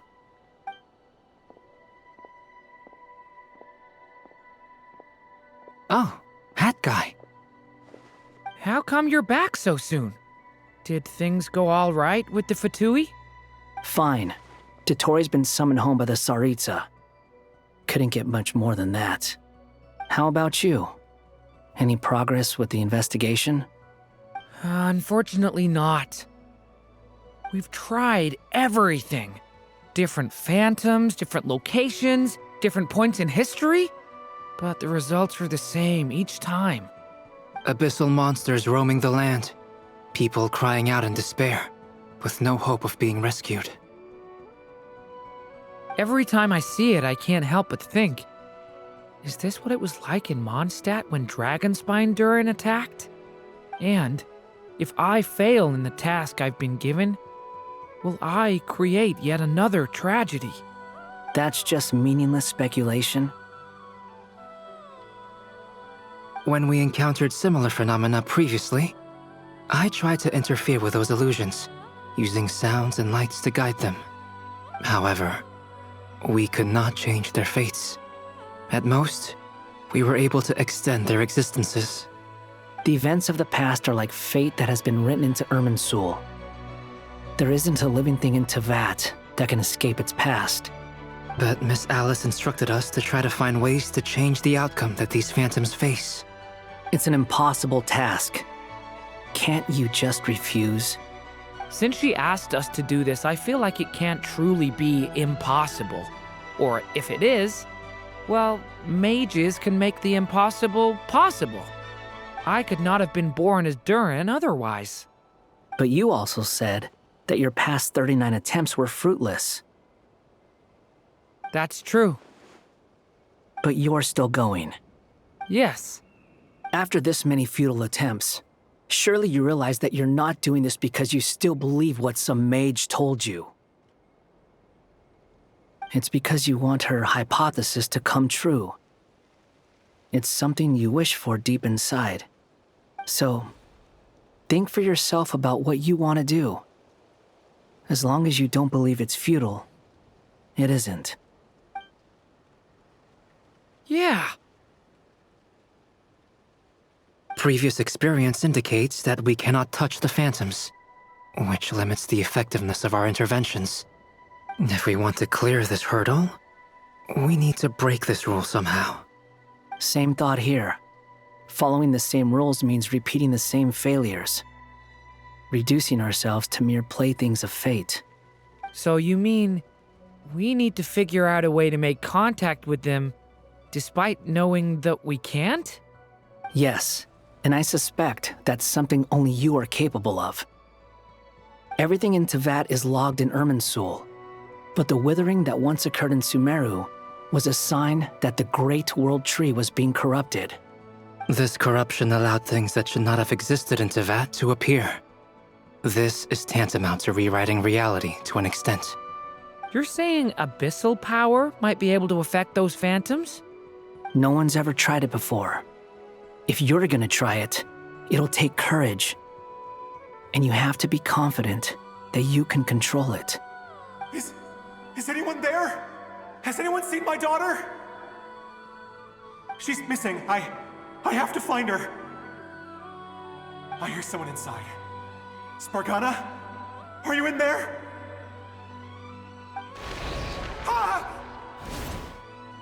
If I can use my abyssal powers to warn him that there is danger here, maybe it'll change his decision. Maybe he'll stay away. Yes. The important thing is not the nature of the power, but rather how you use it. To intimidate and obstruct. Sounds about right for the Abyss. Let me try. I should be able to influence that thing. Have you seen a little girl? What? This isn't the time for that! Just run!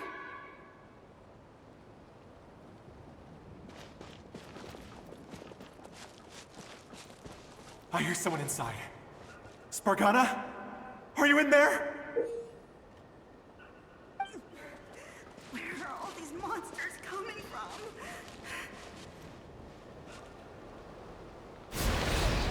Ah! seen a little girl? What? This isn't the time for that! Just run!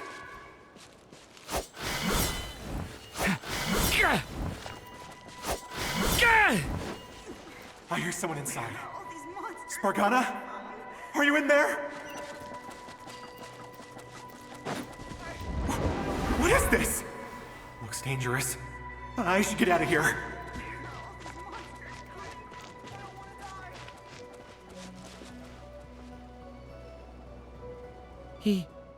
He really left. Ha! We did it!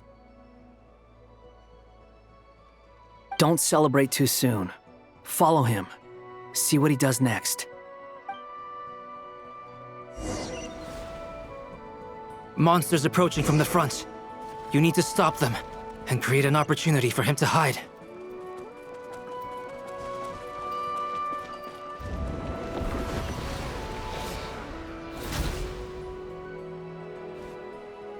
Help me!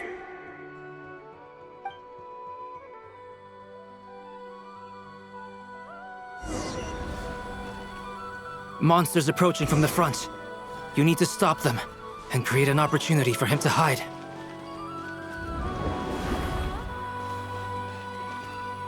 No! There's monsters ahead!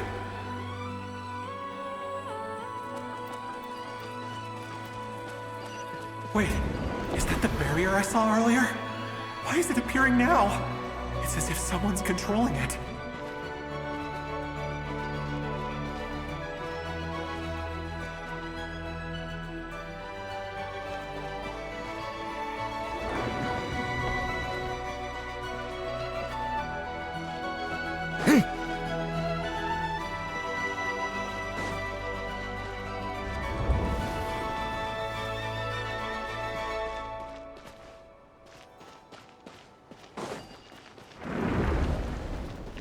Ah!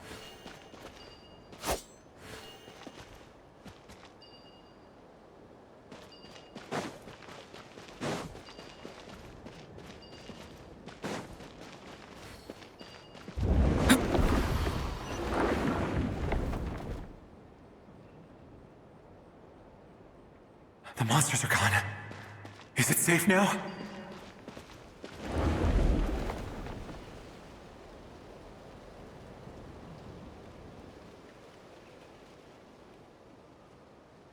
The barrier's gone too.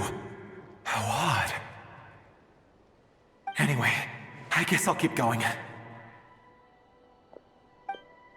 Quickly, let's keep up.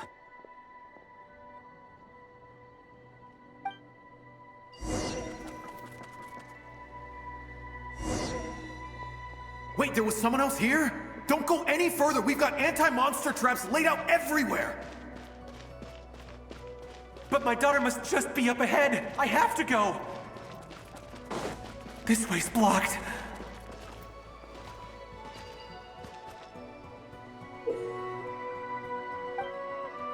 We might be able to use the explosives over there, but we need to take care not to hurt him. I'll use the barrier to keep him at a safe distance. This barrier seems to be helping me somehow. Hey, wake up! Oh, no good. Gotta keep moving ahead.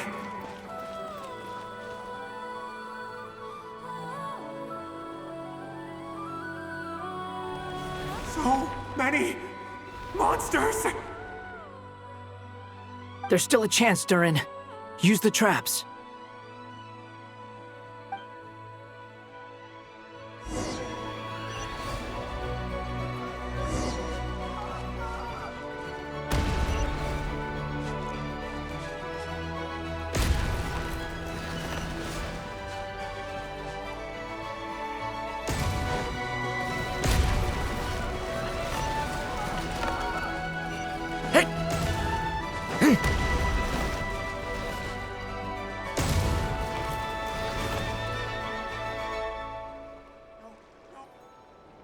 This is a new development. I've never seen this happen before. We might just be able to save this person.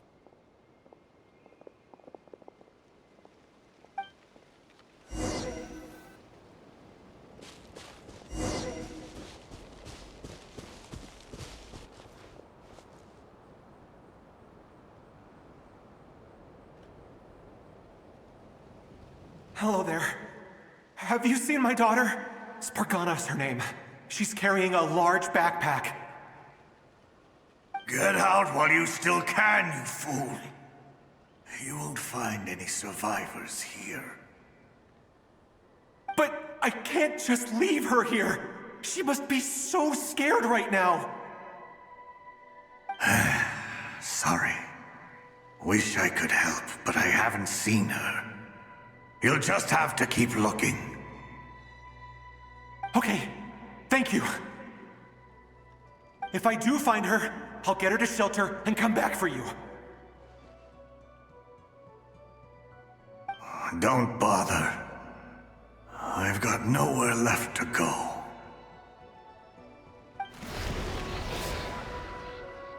What's that noise? Monster! No, if he goes inside, he'll be walking into a trap. Let's try this once more. This time, we have to stop him.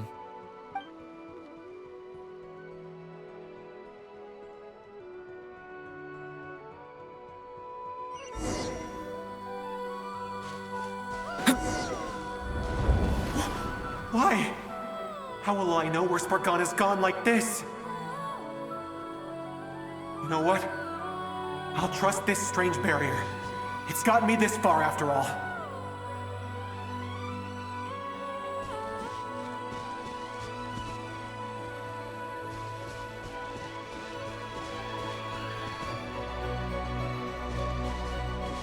Spargana, are you there?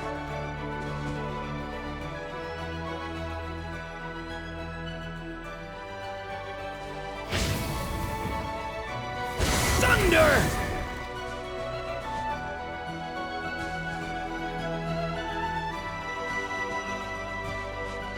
What? What's this? Hey! Let us out!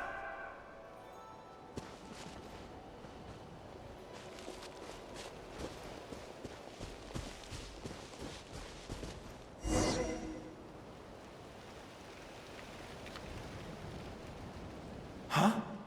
That looks like one of my daughter's books! Thank you. Thank you! Yes, it's one of hers for sure. That's her name on it right there. She left her backpack here.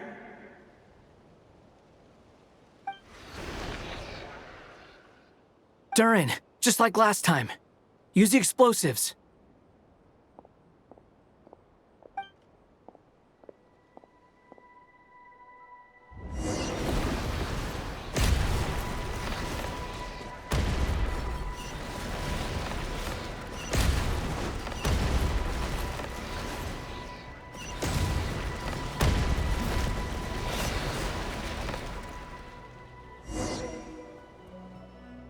It won't work. There's not enough left. If he makes it in, he'll die. But then, this clue could be the key to him finding his daughter. It might not be the only one. Better he misses that clue than loses his life. I guess so.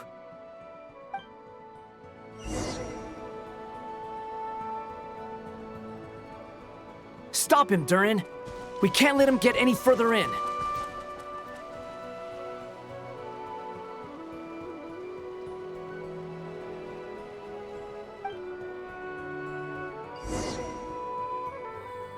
It won't work.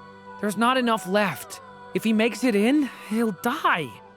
But then, this clue could... It might not be the only one. Better he misses that clue. I guess so.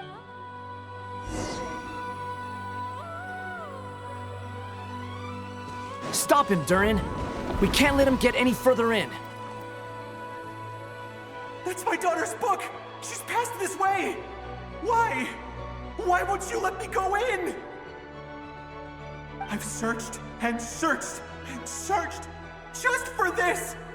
But how will I find her without any clues?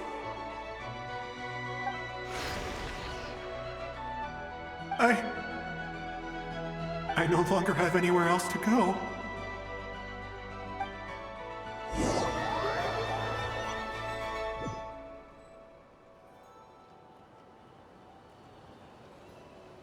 I'm sorry.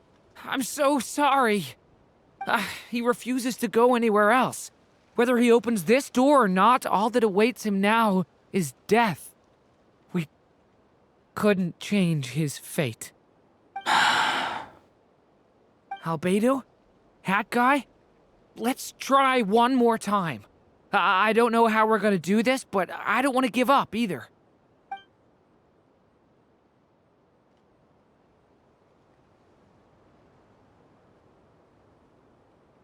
Why am I here? What's going on? All these scenes running through my head. Where are they from? Huh? What's going on? His reactions have changed. How many times have I... What's happening to me? Huh? Wait. Who are you? You can see us now? I feel like I always could, but that I only just realized you were there. I'm sorry, I don't know how to describe what I'm feeling. But you were the ones guiding me using that marked barrier, right? I haven't done anything yet, but those monsters, those deaths, they feel like memories. Like things I really did experience. I won't find my daughter.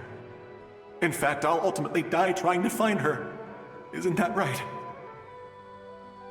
No, it isn't. Yes, it is. Even so, we're trying to find a way out of this. You've not seen my daughter either, have you? It seems she really isn't here.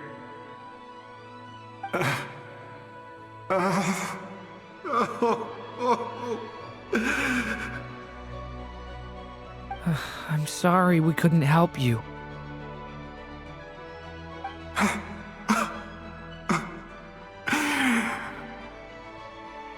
I'm just tired. Maybe this is destiny. Maybe it doesn't matter how hard I search. How long do I have left? Experience says 15 to 20 minutes. 15 to 20. Thank you for all your help. Let's rest a while. You look exhausted too. Now's not the time for you to start pitying us. It's not pity. I'm just realizing that I've only got 10 or so minutes left. You know?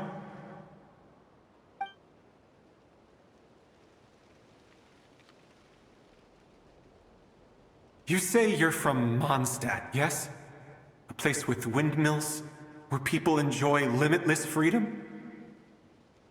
And you're from Sumeru, where they've built an academy into a giant tree? Yes. It seems you've never heard of either place. Those names are unknown to me, I'm afraid, yes. Have you heard of Hyperborea? I have, but I heard that it was destroyed in the distant past. I see.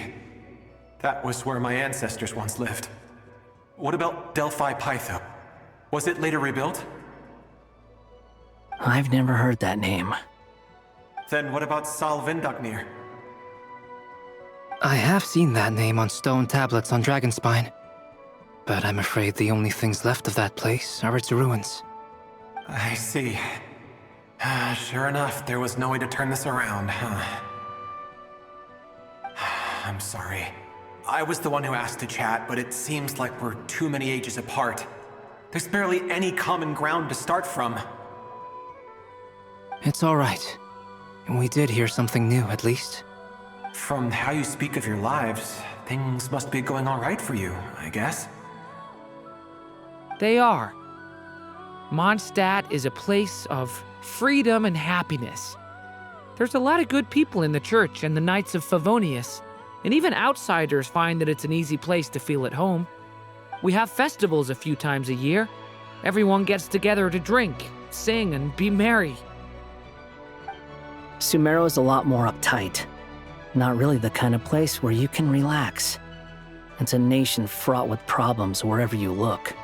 But if all you want in life is to seek knowledge, I guess it's pretty much paradise. That's wonderful. In other words, after this all-devouring black tide passed, humanity did not merely avoid extinction, but rose to build prosperous civilizations anew.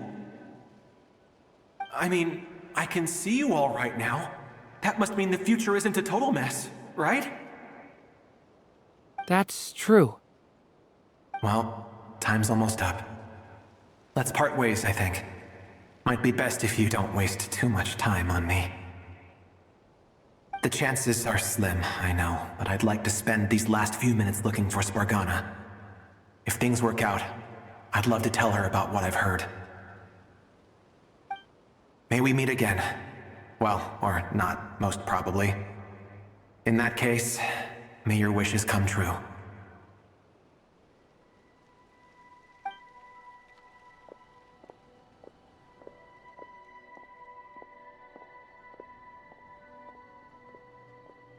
He's gone. In a few minutes, he will meet the end that was his to begin with. The ending of this tale did not change, but I believe that we've just made the most progress we have yet. May your wishes come true. If only it were so simple.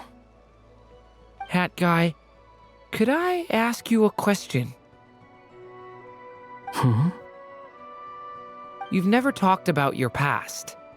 It seems complicated, and it weighs heavily on you, too.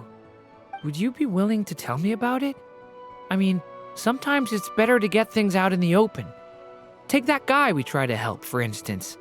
At least he said goodbye with a smile, right?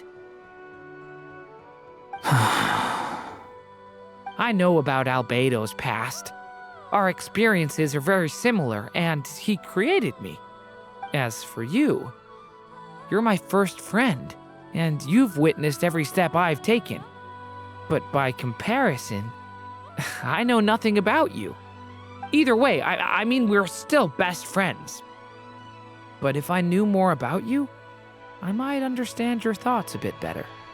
I've told you about myself. I'm a student at the academia. And what did you do before that? Prepared for the entrance exam? All right. If you really don't want to talk about it, I won't press you any further. I was a puppet built from the branches of a white tree, using technology left behind by the Conrian schools of mechanical engineering. A white tree? You mean an Irminsul tree? Yes. A branch of Irminsul that was once connected to the main tree. So you had a human creator too? Yeah. But my creator abandoned me after deciding that I was a failure. After that,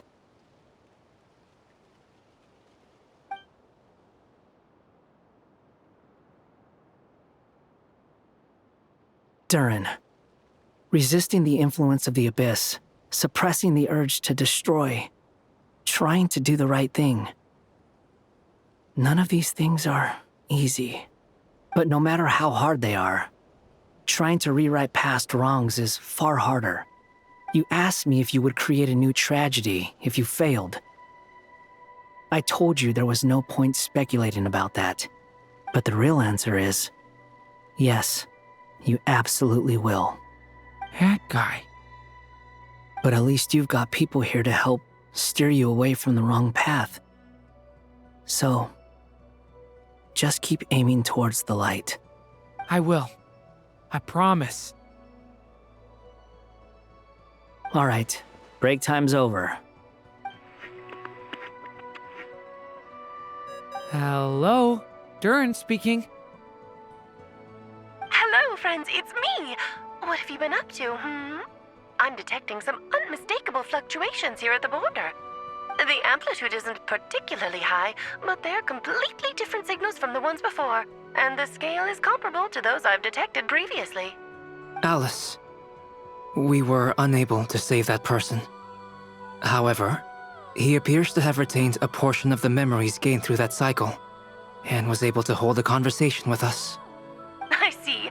Well, that is rather odd indeed. It definitely merits further attention. Could I trouble you to keep trying the same approach? I need to gather some more data. Counting on you. I should probably have Nicole come and check this out as well.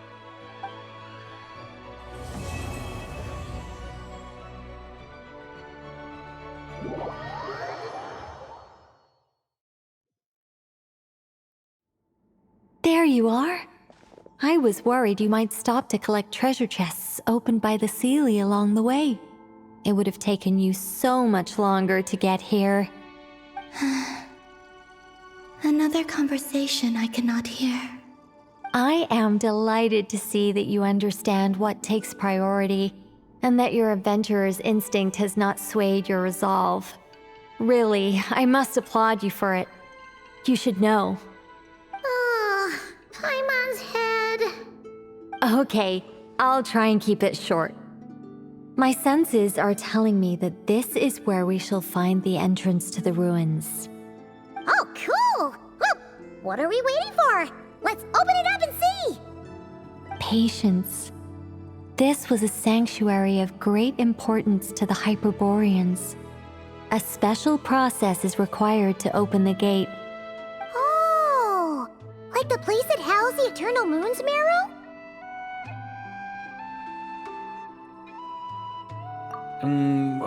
Okay, so what's the plan? Need us to do anything? And just the short version, if you can. Ah, all right then. I was planning to start with some background on the invention of these techniques. Are you sure you don't want to hear it? It's quite informative. Remember what you were saying about priorities? Fine. Simply put, we need 3 human representatives to successfully undergo a process of Kuvaki resonance. Think of it as a test from the 3 moon goddesses to see if the entrants are qualified, with the most recognizable qualification being Kuvaki. Pretty sure Lauma would ace that test. Oh, wait. But we need 3 people. I also have no doubt that the Moon Chanter would be qualified. But we would need 2 other people with the same constitution. Therefore, the most feasible method is not so much to follow the rules, but to figure out how the test functions and find a workaround. I've done some research, and it turns out the mechanism is rather crude. We'll simply need humans to stand before it who have sufficient Kuvaki energy within them. I'm with you so far. How do we get the Kuvaki in them? The easiest way would be transfusion. Take some Kuvaki from Nodcry's soil, put it into the bloodstream, and get it circulating in the body. So we're going to cheat on the test? Precisely. There are other methods, but this is the simplest one. Cheating the system is much easier than trying to hide from it. Huh? Sorry? Does the idea of cheating upset you, Miss Lauma? No, that's not it. I suddenly had an idea. Oh, what is it? It's about Moon Prayer Night. I figured out a way for Kutar to join in the festivities. Huh? But as Paimon said, we need to have our priorities straight. Let's get back to the test. I'll follow up with Nefer on the festival arrangements. Oh, okay. Anyway, is this really the best method we have? A Kuvaki transfusion sounds dangerous, no matter how you slice it. If you think that's dangerous, wait till you hear the other methods. I'd be more than happy to go through them if you'd like. There are several. No need, we're good. Let's go with this one. Very well. Kuvaki transfusion it is. Now, I should mention that the risks can be greater or lower depending on individual compatibility. It would be rash to simply infuse the Kuvaki and hope for the best. if the body rejects it, the reaction can be quite severe. The symptoms are similar to another condition that some people living here suffer from, known as congenital Kuvaki sensitivity. So, before we execute our plan, I will perform a simple test of my own to see who is compatible and who is not. Once that is done, we will have to complete the resonance process as rapidly as possible. The participants must remain stationary while the Kuvaki circulates and bonds with them, and they mustn't eat or drink anything. What? No eating or drinking? That's some hardcore fasting. They'll all be monks by the time they're through. 3 days. Oh, that's so long! And we still need to find 2 more people who are not just compatible, but also willing to volunteer. Fasting? What are they talking about? Really? Don't you want to think this through? Haha, count me in too. 3 days without food? I can handle that. Miss Nicole has made it clear that this is the easiest way. The way I see it, there's nothing else to discuss. It's time to step up.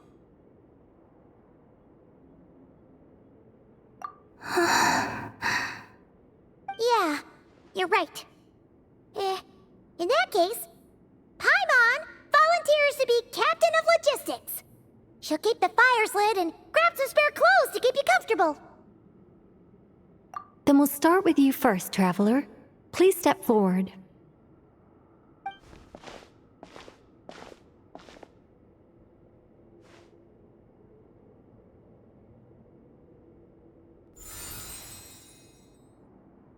How's it going? Do you feel anything? How about now?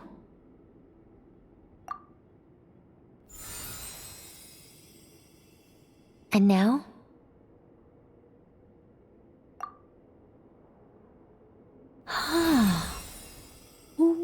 What about now? You guys, it's not a competition, you know. All right, I'm officially impressed. Even as a descender, you can withstand far more than I imagined. It's like I summoned a giant stone titan to arm wrestle you, and your arm hasn't even moved an inch. In my last attempt, I infused 5 times the amount of Kuvaki required. Yes, safe to say, compatibility won't be an issue for you. You're eligible to join. You're next, Mr. Varka. Sure, here goes nothing. All right, I'll start where we left off. 5 times the required Kuvaki dose. Whoa, whoa, whoa, hey, wait a minute. How's it going? Ooh, no, not great. I kind of want to puke. Feels like I've been drinking too much. A few bottles of wine, then a big stein of Dark Horse, with some hard liquor from Liyue mixed in. You think this is funny? I just lost to a young lady in an arm wrestling contest. I'm never gonna live that down. My apologies. I'll lower the concentration and try again. Oh. How's it going now? I'm not as dizzy as last time, but I can still feel it pulsing around. In that case, you wouldn't be an ideal choice, Mr. Varka. Let's try someone else. Okay, let's go ask some of our other friends then.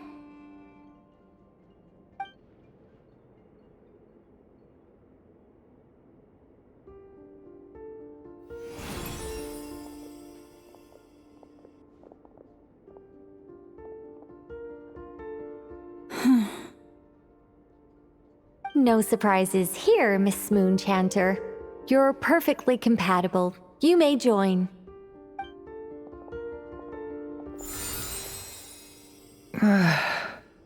I'm getting a slight headache. Shame. You were so close. Whoa, I'm itching all over. Allergic reaction. We can't have that. Huh? Well, are you gonna start a what?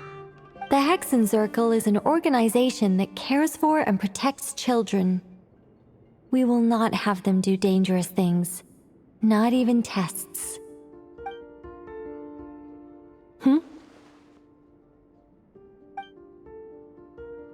Is something the matter? The candidates have to be human. I guess that rules me out too. Huh. Everyone except the Moonchanter got beaten. Guess I don't need to feel so bad after all. I mean, looks like this isn't gonna be as easy as we thought. Perhaps I could ask for volunteers among the Frost Moon Scions. I'll see about talking to some trusted Lightkeeper colleagues. Itlua springs to mind. In fact, I think we had some former Frost Moon Scions join our ranks recently. Can you give me the scientific explanation for how the test works? I can probably make some kind of test bot. Then we can just zip through Nashitown, going up to people and pressing a button to check their status. Wouldn't that be way easier? No. Wow! No elaboration for once. How about I contact the Knights of Favonia's garrison in the Wave Chaser plane? Shame that Lohan's already left. And that guy's even tougher than I am. Strange. The moon goddess is clearly revered by many people. So why is she on the brink of disappearing? She mentioned that the world has rejected her from the very beginning. And when we fought the Reikir of Solnari, it seemed like she exhausted her power for our sake. Also, Paimon's not sure revered is the right word for how people feel about her. Gratitude, certainly. For my part, anyway. It's basic reciprocity. She helped us, so she deserves our help in return. Yeah. Even though she looked like she didn't care, she still saved a ton of people, including me. A review of the relevant data leads me to conclude that Miss Columbina is a good person. Yep, you bet! They really think so? I'm super surprised that Columbina isn't her actual name, though. I think it really suits her. It's light and graceful and... yeah, just a really pretty name. I know, right? Unfortunately, that's not our decision to make. Columbina. That was the code name the Fatui gave me. But it also came up in the song I heard when I was born. But... is that really all there is to it? What do I truly think of my own name? Is there anyone left who will still call me by that name?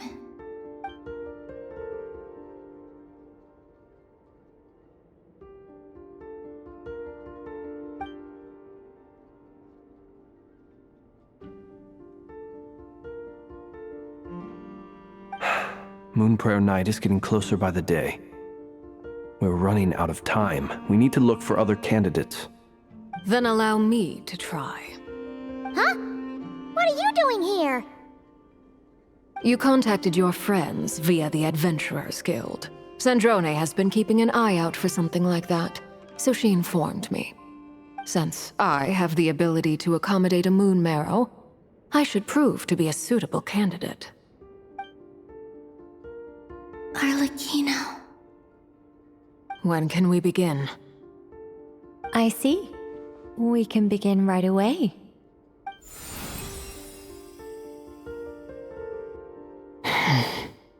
How was it? Did you feel any discomfort? Not at all.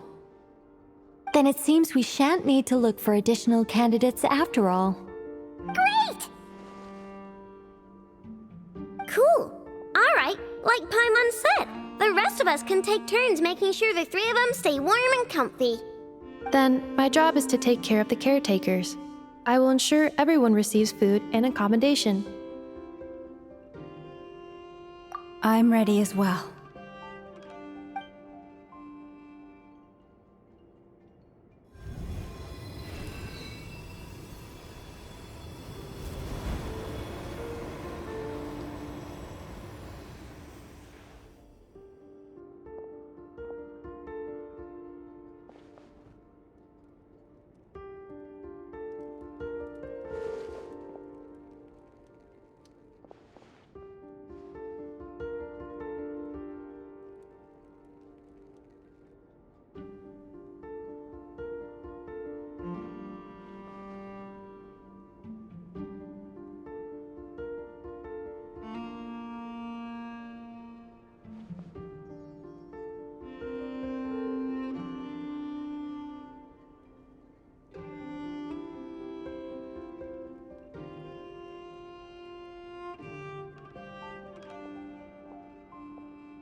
The work is done.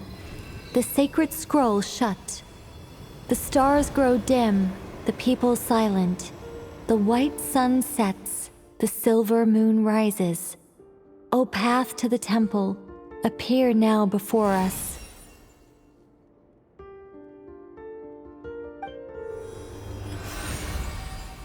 Wow! It really opened! So that's what all this is about. They've been trying to open this gate. Come, let us enter. It might be best to eat something first. Take care to chew properly and swallow slowly. It will give your body time to readjust to the digestion process. They will head in soon. They will need to enter this gate.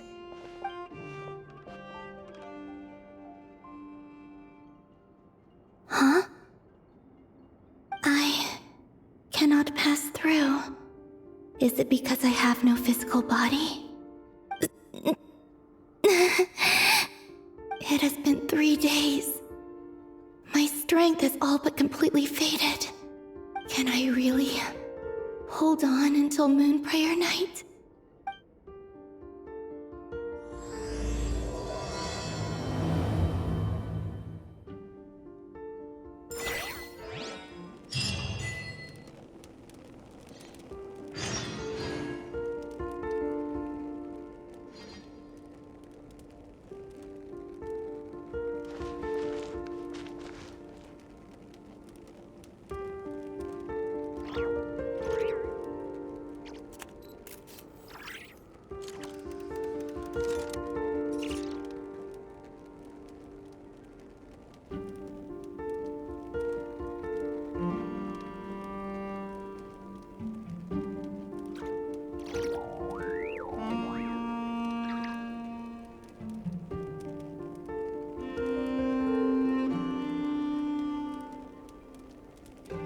Where do we come from? And where are we going?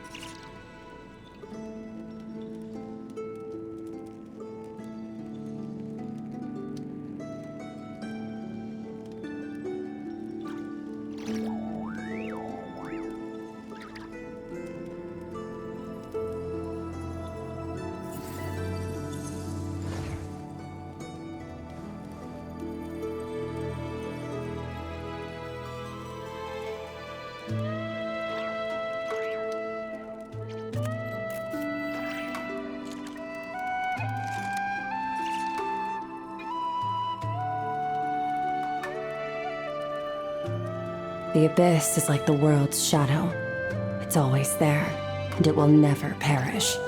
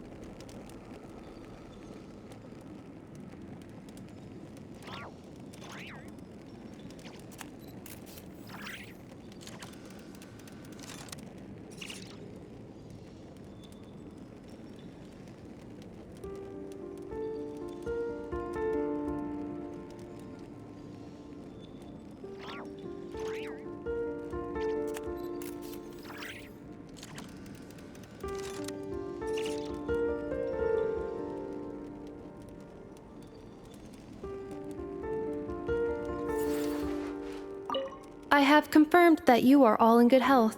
With that, my work is now complete. Congratulations are in order.